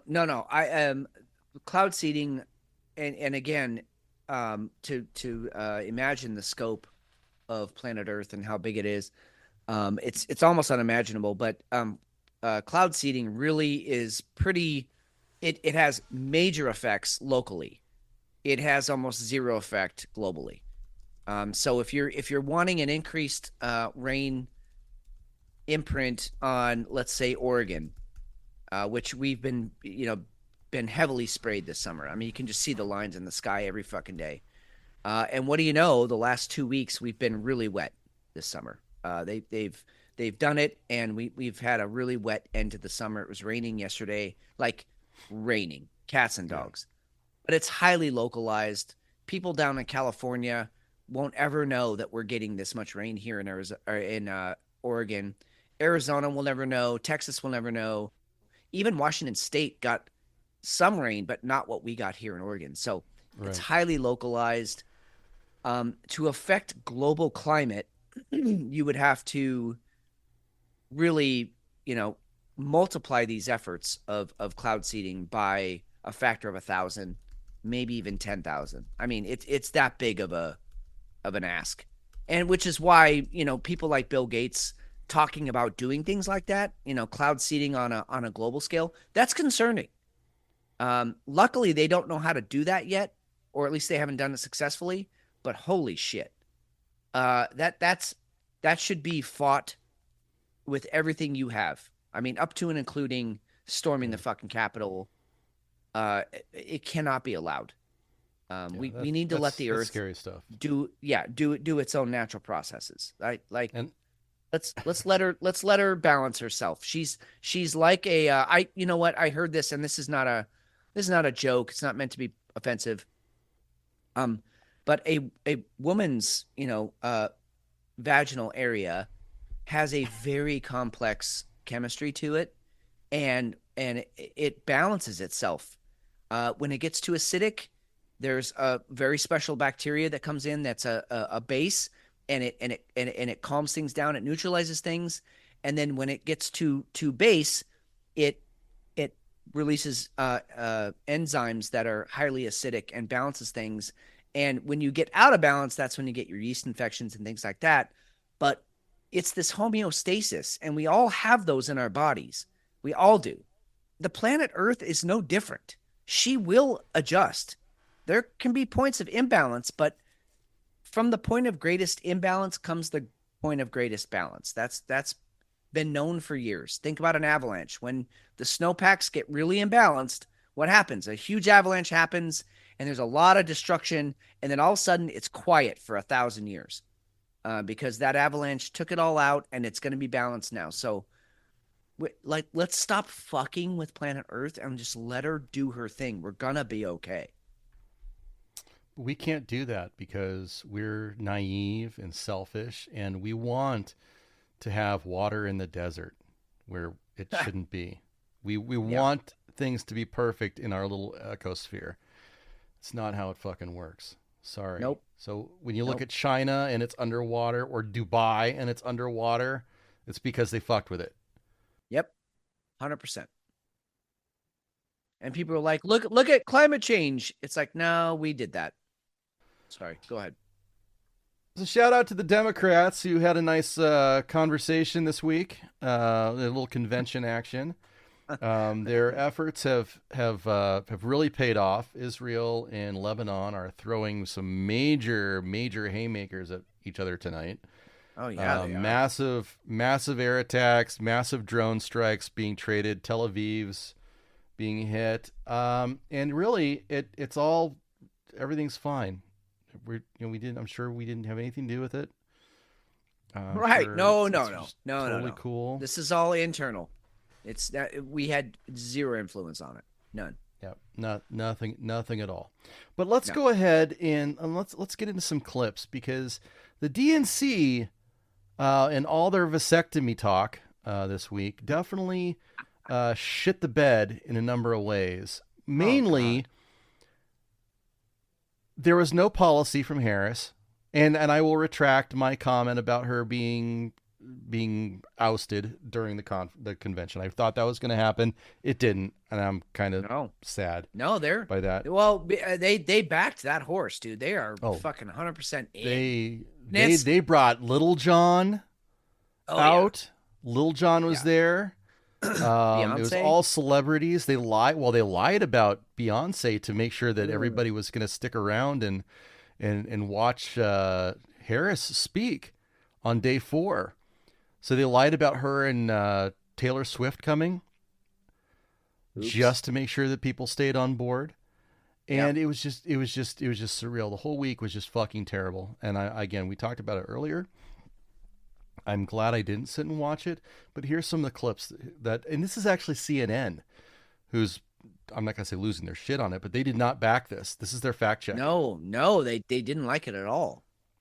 Listen to this claim from Congresswoman Lisa Blunt Rochester of Delaware about Project 2025 and former President Trump.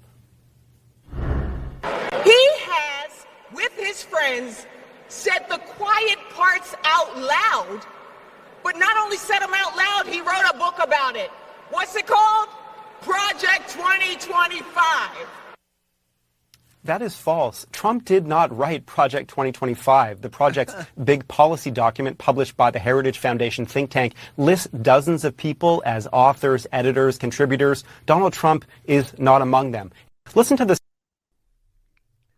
That is all that came up the whole convention.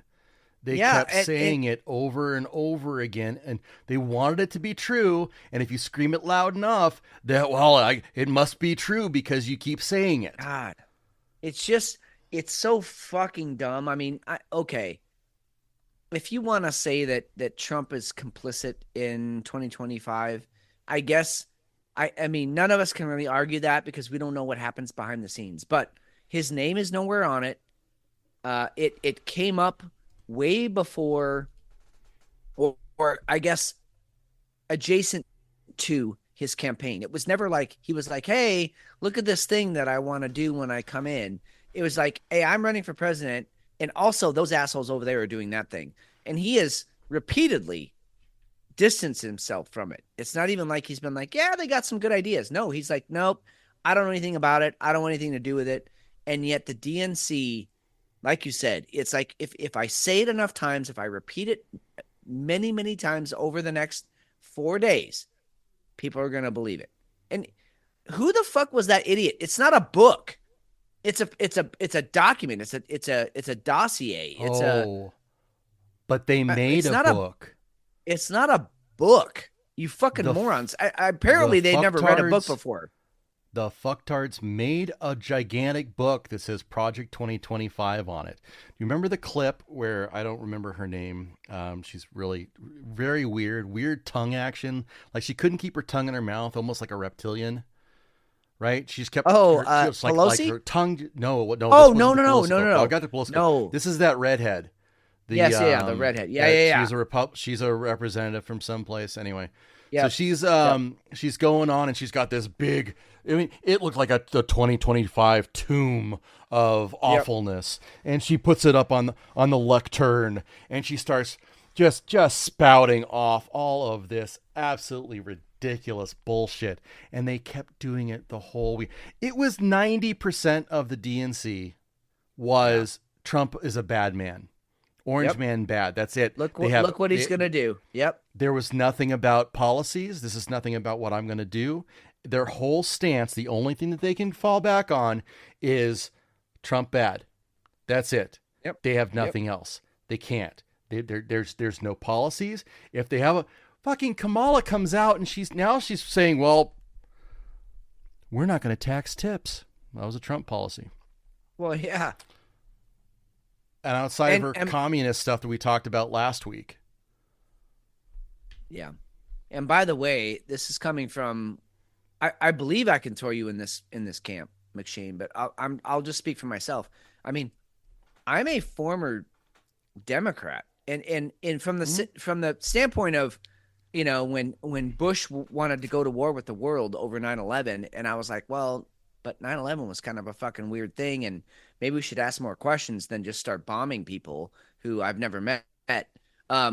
So I was definitely on the Democratic ticket, and I was actually happy when Obama won. I was kind of like, oh, maybe this is a shift here. We're heading the country in a better direction. And then you find out Obama's full of shit. And so, like, I'm from that Democratic point of view of, like, people first. But now we come to find out the DNC is nothing about the people, as we discussed earlier in the show, and as they demonstrated every single day of this conference, they showed that they are willing to lie straight to your face to make you think that they're for you. Yep. And really, when you dig deeper, there's nothing in there about the people. It's all about them and maintaining their power and their money. Yeah. That's all it is. Yeah. Keep the machine running. Here's Scott Jennings. This is more CNN. To vote for tonight said anything. Nobody tonight said a damn thing. They want you to vote for a ticket based on absolutely no concrete idea about what they would do once they get in office. You said he got more progressive when he got elected governor. So you're saying every time he gets another office, he gets more and more progressive. I think that's exactly what would happen. Tonight, you did hear people say, well, we may not agree with them on everything, but at least it'll be joyful as they tax us into oblivion. I think the idea that you could run an entire presidential campaign based on the idea of vote for me to find out what's in it Wait a minute, ought Scott, to terrify every American. Scott. And that's what it was the whole time. Yep. Yeah, Here's Nancy Pelosi. And I also appreciate that CNN is maybe not 100%, but at least partially they're reflecting the rest of us who are wanting to ask questions. It's not just toe the party line anymore. It's like, well, maybe we should dig deeper. So I do appreciate that. This is Nancy Pelosi saying the quiet The stuff. quiet part out loud. Yeah. Yeah. This is from PBS. But they didn't know what they were talking about. We know we're different from the presidential. We're very discreet, reptilian, cold-blooded. These are the races we have to win. Others are winning the whole country. 10. What the? That's awkward. A, is she fucking wasted drunk? And B, thank you for saying the quiet part out loud. Like, holy shit. Hey, we got a Hefe sighting here. Was that Pelosi? That was drunk Pelosi. Hey, wow. You know what? While Hefe's here, this is a really good time to play What Fell Out of Nancy's Pants. Oh, yes. Yeah. Here we go. This is Nancy. This is now, for everybody who's at home, all right, so Nancy walks out to the lectern because she was speaking, and I think it was on day 3 maybe, and something falls out of her pants, right out of the left leg. And I don't know if it was... some people say it was a card, could have been a baggie of Coke, toilet paper maybe, I'm not really sure. What would you make of that, Hefe, given your history? Well, she looks at it, so either it's not important, which I don't know what it could be that it's not important, or she just wants to ignore it. I'm going, I mean, it looks like a baggie. If I was a cop, I'd be suspicious. I mean, it definitely warrants more investigation, right? And I maybe our lady fans and listeners can clear this up for us. Do women's pants, do the pockets not have a bottom? Like how does that happen? Did she was like, I don't want to put this in my pocket, I'm just gonna put it in my waistband? Or like, this is better served in my panties, I'll put it in my panties, and then it slipped out? Or is she just like, I don't know. How does that happen? Because when I put something in my pocket, pretty much like 999 million times out of a billion, it stays right where I put it. Yeah, it's right where exactly where I put it. Well, So Moxie says it was her Moxie says it was her dignity. Maybe it's maybe it's the nicotine patch, and her wrinkly skin just couldn't hang on to it anymore. Oh, ooh, that's a thought. Oh, yikes! Welcome. Yeah, I mean, I don't know. That was fantastic. I've literally never had anything fall out the bottom of my pocket. I've definitely missed my pocket or something like that, but that's just weird. That's just bizarre. And I'm with you. Dropped a pad or something. Yeah, I'm going with a bag of Coke. I mean, she's so fucking hopped up. She's barely able to walk. Democratic Party. Hefe, how you doing, brother? Oh, I just got off a hairy roulette table. Man. Uh-oh. Hairy? Harry is in like 70s Bush, or Harry is in like... Some shit happened. Clint Eastwood's chest hair. There's just a lot going on there.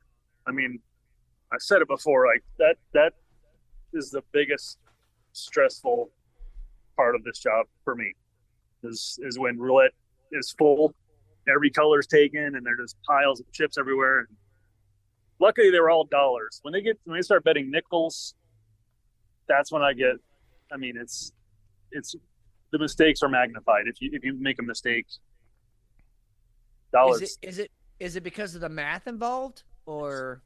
It's the math. We don't have a mucking machine, so when you rake, hundreds of chips of 6 different colors, and you got to sort them out and stack them in stacks of 20, and you got to do it fast because everyone's betting. As soon as you get them off the table, they start betting, and they're ready to go, and they're looking at you like, why are you taking so long? And even when you have a mucker, it's just nuts. It's crazy. I'm not cut out for roulette. That's for sure. But I got through it. I think I would like roulette more than blackjack. Really? Yeah, I do. I think here's the thing. I think I would make more mistakes than probably the casino would want, but I would have a lot of fucking fun doing it. So like I would like that. But blackjack would be too slow for me, I think. Anyway, how about that farm report? You guys ready? Oh yeah. If you so are ready. Oh yeah.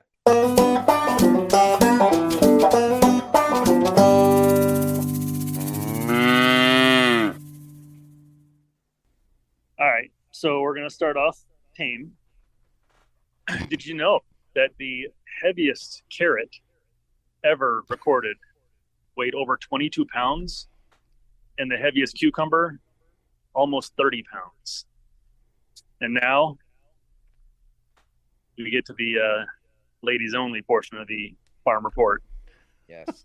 The longest cucumber on record is 3 feet 8.5 inches, and the longest carrot, are you ready for this? 20.5 feet. And we here at the farm report, we don't just throw numbers out there. We don't just Google things and spew them out. No. This carrot was unearthed in Poland, I think.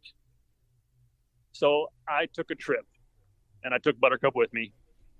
We went to verify this, and I brought her along because we needed a measuring device. So the 20.5 feet checks out. There's about 3 of Hefe's penises lined up. That's verified. And that's your farm report.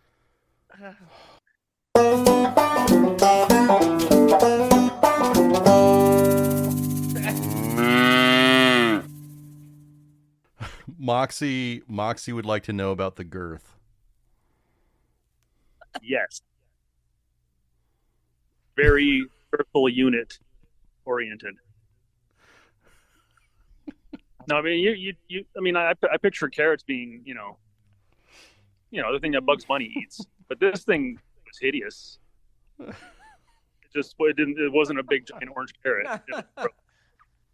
That's what I just opened myself up to something there, I'm sure. Oh yeah. I would say several lawsuits. I mean things that you've opened yourself up to. And so, if you'd like to okay. Go ahead. No, please. I was not going to say anything nice. If you'd like to follow Hefe on X, it's at EL Hefe JEFE 11 WHP. Bring it on. Yeah, we're gonna get you some art this week. This is my goal. We're gonna get you some art for your page. You're gonna go and put it up there, and we need you to start getting more like your research throughout the week, and you need to start following like more just farm accounts, accounts and casino accounts. Oh yeah. And this needs to happen. I think we're gonna too, turn you into the Farmer's Almanac of X. If you're talking about stickers, McShane, I feel like, I mean, we've got like our main Whiskey Hell, sticker that goes out there that I put on every urinal that I piss at. But also we have some specialty ones for like our insiders, our Patreons, anything like that. But I also think we need just a specialty sticker that just is like, it's just a picture of a cucumber, and it's like, it just says El Jefe, if you know, you know. You know what I mean? Like, just like it's just for people who listen to the show and they get it. Imagine seeing that in a stall. You'd be like, okay, I need to know more. What's going on with El Jefe? And then you listen to the show, and then you're in. Yeah. And McShane, I absolutely appreciate you saying the research you do throughout the week, because I definitely do not just throw this thing together on a Saturday afternoon. No. Not happen. No, we can tell. We can tell. I mean, I've called into work several times to do the research. We know how much effort you put in, and it is incredibly valuable, and we appreciate it so much. Dude, that one time when you called me from that Idahoan farm, you know, and the farmer's daughter was right there on scene with you. Right. I mean, that was clutch. Very powerful. She was so powerful. She was so into the moment. She wanted you so. I mean, she wanted to be part of it so bad. She was a handful of help that day. I'll tell you what. 2 handfuls. Yeah. For sure. Yeah. I mean, a couple of handfuls, and maybe even like a wheelbarrow full of just wanting to be a part of all of you, right? Wanting all of you. Yeah. Well, I just want the fans to be happy. Of course. Yeah. Of course. Next week you need to tell everybody about the time you went to Dutch country up in Washington, and we also need to talk about the time you went to Pennsylvania and went through Amish country. The Amish, my God! How many Amish children do you have right now? Like, wow. They don't call it a barn raising for nothing. I mean, fucking setting up franchises out there. The official record shows that there are 0 Amish children, but wink, wink, nudge, nudge. So I'm not paying for the fuckers. Half of those kids' middle names is El Jefe. Come on. I think Beard and you, you and Beard should actually collaborate on some farm reports. I think you and Beard should go out on a. I'm not gonna say like a fuck tour, but like something like that, like a sexual liberation, like just spreading your seed, man, like seeding the ground of America. The Heartland. Yeah. Beard and Hefe in the Heartland. Yes. Like a sprinkler head on a golf course. Buttercup might have. Well, no, Buttercup. I'm going to tell you what's going to happen. Hefe is going to be the best wingman to have ever lived because he's going to get Beard so much sprinkler time, and Hefe's not going to do anything. You don't have to prove yourself. We all know who you are, but Beard is going to spread his seed, his sprinkler head, everywhere. I mean, if there's anything that I represent better than an innocent bystander, you need to tell me about it because that's right. I can do that.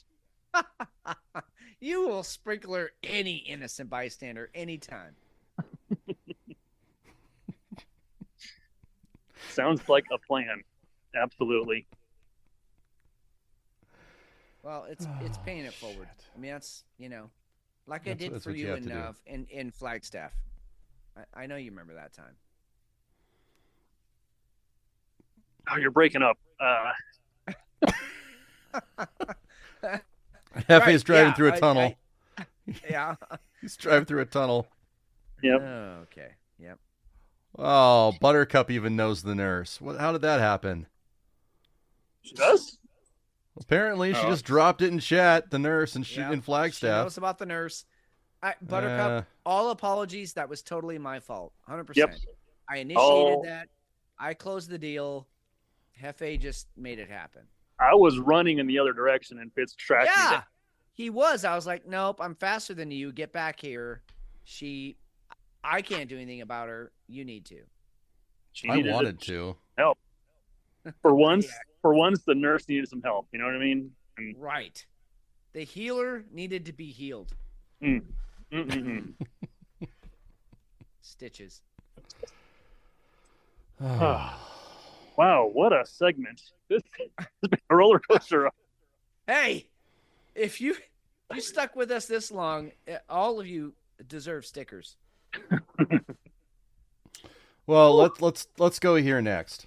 And 3 neighboring towns have a reason for concern as mosquitoes carrying a potentially deadly virus called Eastern Equine Encephalitis, or Triple E, infected a resident who is now fighting for his life. We don't want to see another human case of Triple E this year. The rare but dangerous disease can cause swelling in the brain. There's no treatment and anyone can get infected. The death rate is as high as 30%. Even if you do survive, usually there are long-term significant health impacts, neurological impacts. Oxford has been declared a critical risk for Triple E, prompting health department officials to recommend a 6 p.m. curfew for outdoor activities, including club sports. These are recommendations. They're not hard and stop requirements. We are definitely nervous about it. Sarah Fournier is also worried her children's sports seasons, football and cheer, could be jeopardized. But they're taking precautions by wearing mosquito repellent and long sleeve tops. We can't stop life. They need to get out there. They need to play. This is their time to be social with their friends and be a part of a team. Now, Triple E symptoms usually begin between 4 to 10 days after being bitten by an infected mosquito. According to the CDC, now some of those symptoms can include fever, headache, and seizures. Nora? This is such an... That's CBS Washington. You know who is in the hospital lately? Just this week? Dr. Fauci. Because he had West Nile after he got over COVID. Dude, my only, after watching that video, can someone please teach these kids how to fucking shoot a basket? God damn it. They none of them made one. Not one. I'll tell you what. That reporter, she had me at Triple E's. Yes. Swollen brains? I'm talking about. On that note, I gotta go. All right. All right, man. Later. Tell your kids about Triple E's. Jesus Christ. All right. See you guys. Later. Oh my God. What is wrong with you people? I don't even know why I show up every week. You first of all, you make me drink. And then after I drink for a while, then you make me laugh because you say absurd shit. And then we get to pick apart all the lies that the politicians are. Why am I here? This is absurd. You're here because of this. This is a German. Oh, this was so good. This is the German Navy rolling into London.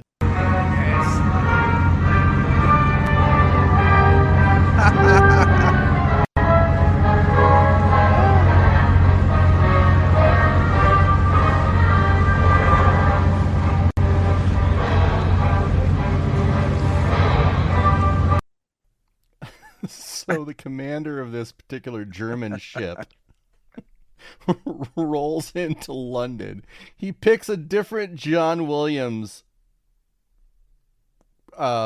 piece of music everywhere he goes.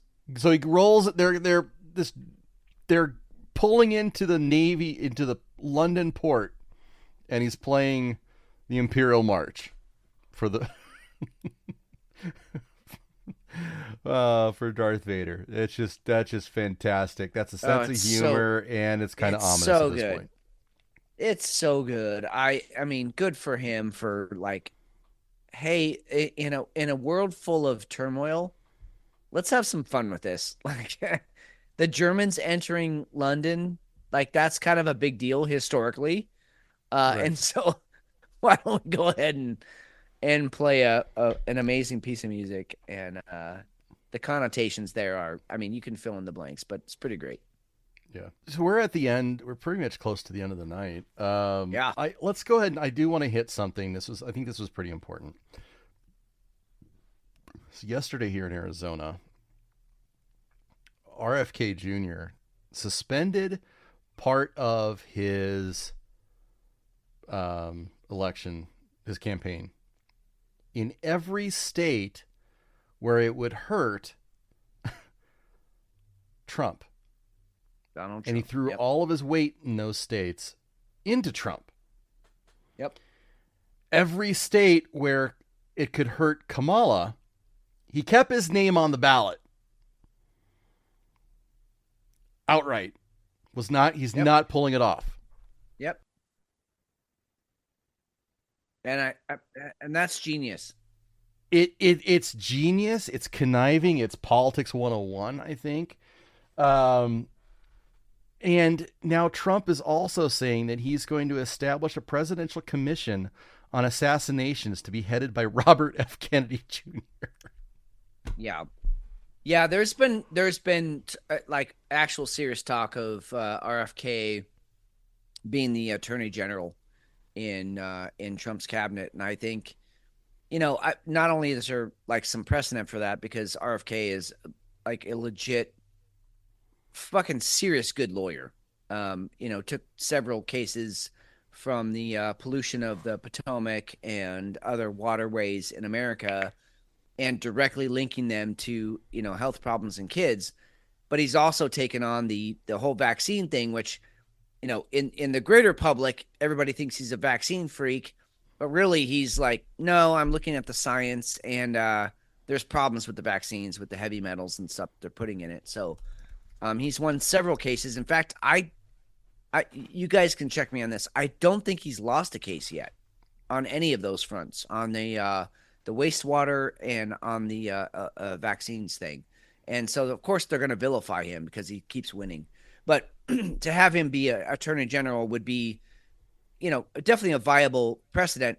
I also heard, and I think this is more hyperbole and just like us wishing for it more than anything. But I also heard rumors that Trump was going to push for him to be the head of the CIA, which, in light of his uncle's and his father's assassinations, which we pretty much for fact know were CIA coordinated, would be a major giant fuck you to the deep state and all of those sort of generational CIA spooks who are fucking dicks and want to change the course of world history. So anyway, those are some things that are out there, and I would support both of those choices because I think, at the end of the day, RFK is a rational thinking person who is, 70 and still pumping iron, still in great shape, still a functional human, not stumbling around, not falling upstairs, but an actual functional human who could like make some change in the world. So I'm all for it. And I, again, no fan of Trump's as a person, but right now politically, for where our country's at, we need someone like Trump who's not going to fuck around and who's going to hire people like Robert F. Kennedy to take control of the, Attorney General's office and actually prosecute cases that need to be prosecuted and not just be part of the lawfare that's been going on. So good stuff. It's going to be very, very interesting over the next few months. If I were both Trump and RFK, I would make everybody aware that I am not suicidal. Right. I love what I'm doing. I love life. I think life is fucking great. Everything's awesome. Can't wait to fucking crush the election. Anything you could possibly do to make everybody aware that you are completely engaged and totally aware of your faculties and there are no issues, because you cannot have two more firebrand politicians at this point than these two in the same space. Yeah. It's going to be very, very, it was a very, very interesting move. That was probably the most impactful, honestly, move of the week. And honestly, the speech that RFK Jr. had when he exited was a very powerful speech.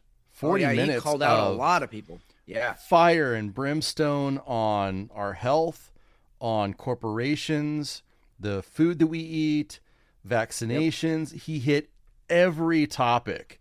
And he did such a job that CNN, CBS, ABC, MSNBC all ditched coverage of his talk. Oh yeah, they wouldn't air it. They would not air the rest of it. I think they lasted about 20 minutes and they pulled it. It's too much truth, dude. It's too much truth. So fascinating week as far as that goes, for sure. I don't think there's really anything else to get to on the list. We hit everything that was really a big deal. Yeah, I mean, the government finally confirmed that fluoride makes you stupid, and it's in the water, and so don't do that. Which is where my my avatar picture came from tonight. Yep. This was a big deal too. Yeah. Oh yeah. Yes, the jobs revision, which again we've been saying this for. I was talking to someone earlier. I'm like, dude, we've known this for a year. I actually think here on Whiskey How we've been talking about how they've been revising the jobs numbers, job creation numbers. Every month They revise it. I think we've been talking about that for like 18 months, dude. I mean, it's been a long time. And now they revised it down almost 1 million jobs, which is a huge, huge hit too. And they didn't even like it. It got announced and then it went away again. Memory hold. It wasn't even. I mean, this should be the biggest story of the last 4 years. It really should. Almost Everybody 1 million should be, jobs. Yeah, everyone should be going, holy shit. Biden and Harris have fucked us. Like, we have no jobs anymore. And the jobs that were created were part-time. I mean, most people have 2 and 3 part-time jobs right now just to keep things afloat. In government. And in government, that's the big thing, at which you and I are both like part of. Like, we're government employees, quasi-government employees. And so that's the only place you can find a decent wage anymore. And all the other jobs were fucking part-time Grubhub, Amazon jobs. And it's a terrible catastrophe for the economy. We have a major cross to bear. We've been saying this for a long time. And now that they admit it, what happens to it? It gets fucking buried like quick. Like the same day it came out, it was like no more. And that, nope, we that want to talk came about out it. during the DNC and nobody would talk about it. Yes, exactly. Well timed. Halliburton got hit by a cyber attack. Yeah. Oh, let's talk about this briefly. So remember those astronauts that Boeing sent up into space? They're so fucked. And they were like, oops, hey, we screwed up, you guys. Hold on. We're going to have a rescue mission. We'll make it happen. Well, NASA came out today. I think it was today. And we're like, hey, Boeing, we're going to need you to sit this one out because you guys fucking suck at everything you do. And SpaceX, Elon, we're calling you up to the bigs, dude. We need you to go up and rescue these people. And Elon's like, fine, we'll definitely rescue them. But the earliest we can get up there is February. We'll pencil you in. Yeah, we'll pencil you in. When did they go up? Was it like June? I think it was early June. Yeah, they've been up there. Yeah, they've been up for a few months. And if you guys follow us on whiskey_hell on X, every once in a while, we've got a little report. Boeing still has astronauts lost in space. Dipshit. I mean, dude, it's not like you got stranded in the Sahara How does and this someone's flying a Black Hawk helicopter to come get you. No, you're up in space. There's no way down. You can't walk out of there. So Elon's like, hey, let me take a break from fucking Tesla, fucking Neuralink, fucking saving the fucking world. Okay, we'll plan a mission to come save your dumbasses because you put all your faith in Boeing, which has planes dropping out of the sky, which we didn't even mention. That plane earlier that literally dropped out of the sky, that was a Boeing plane. Was it a Boeing? I didn't think it was a Boeing. Yes, it was. Yeah, no, yes, it was. Yep. It was a little puddle, not a little puddle jumper, but like a twin engine Boeing. So there's that. But yeah, hey, astronauts, good luck. Keep eating your food and having weightless sex. And we'll come get you in a couple months. 5 months. 6 months. Yeah. Yikes. Yeah. Fitz, what beer are you taking to bed? Oh, dude, this Deschutes was a fucking. First of all, that first beer just it was too much, too sweet, too much sweetness. I don't need someone to kiss my ass like that. This Abyss is like right between the eyes. She's gonna tell you like it is, but also she's gonna rock your fucking world because I don't think I mentioned this earlier, but I believe, this is a 12%er. So Nice. a legit, Imperial Stout that's going to really calm you down, make you think about your life and your life choices, and you're going to make good choices from here on out. Yeah. And so, definitely taking this one to bed. Well done by Deschutes. I can't say enough nice things about this brewery. I can honestly say I've not had a bad Deschutes beer yet.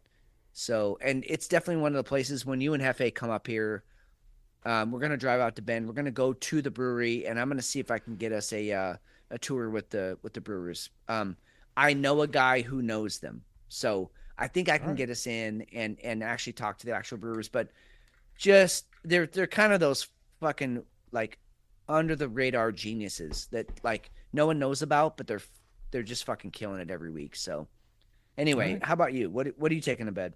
Oh, the Anchorage, the Schwarzer. Nice. Schwarzer. Just the a $4,500 beer. Knives. Yeah, that's exactly. Of course. It kind of fits the. I think they probably jacked up the price on it to probably pay for that guy. Is it a $60 beer? I don't know. I kind of doubt it. I really don't think so. But it was a fantastic beer. Just outstanding. In fact, I've been sipping it. I'm not even done with it yet, and it's just a beautiful. Yeah. Hey, how many ounces was that? Unfortunately, it was not enough. 12.7. Oh wow. See, okay. So this Deschutes, this was a 12-ouncer bottle, and it was $20. So which is a lot for even a 20-ouncer. That's I'll pay $20 for like one of the big bombers, but for just a 12-ounce bottle, that's a lot. But holy shit, you're even like, you're way above that. So and sometimes listen, I used to think I was special when you drank Goldschlager because it had like flakes of gold in it. But honestly, all that was like fucking hangover in a bottle the next day. So you're probably doing yourself right by just spending that kind of money on a really good beer. Yeah. Well, and it's okay to treat yourself occasionally. It's okay too. Exactly. Will I do that why do we go to again work? in quite some time? Yeah. Yeah. I won't do it for a very long time again, but it was fun. Yep. All right. If you guys follow us at whiskey_hell, that is the X place to find us. Whiskey Hell Podcast on pretty much every other place. So just search us up. We're there. Definitely on Instagram, TikTok also. So if you guys ever need anything, you want to check out our content, just go find us. I'm Steve McShane. I'm Fitz. Think critically. Act accordingly. We'll talk to you soon.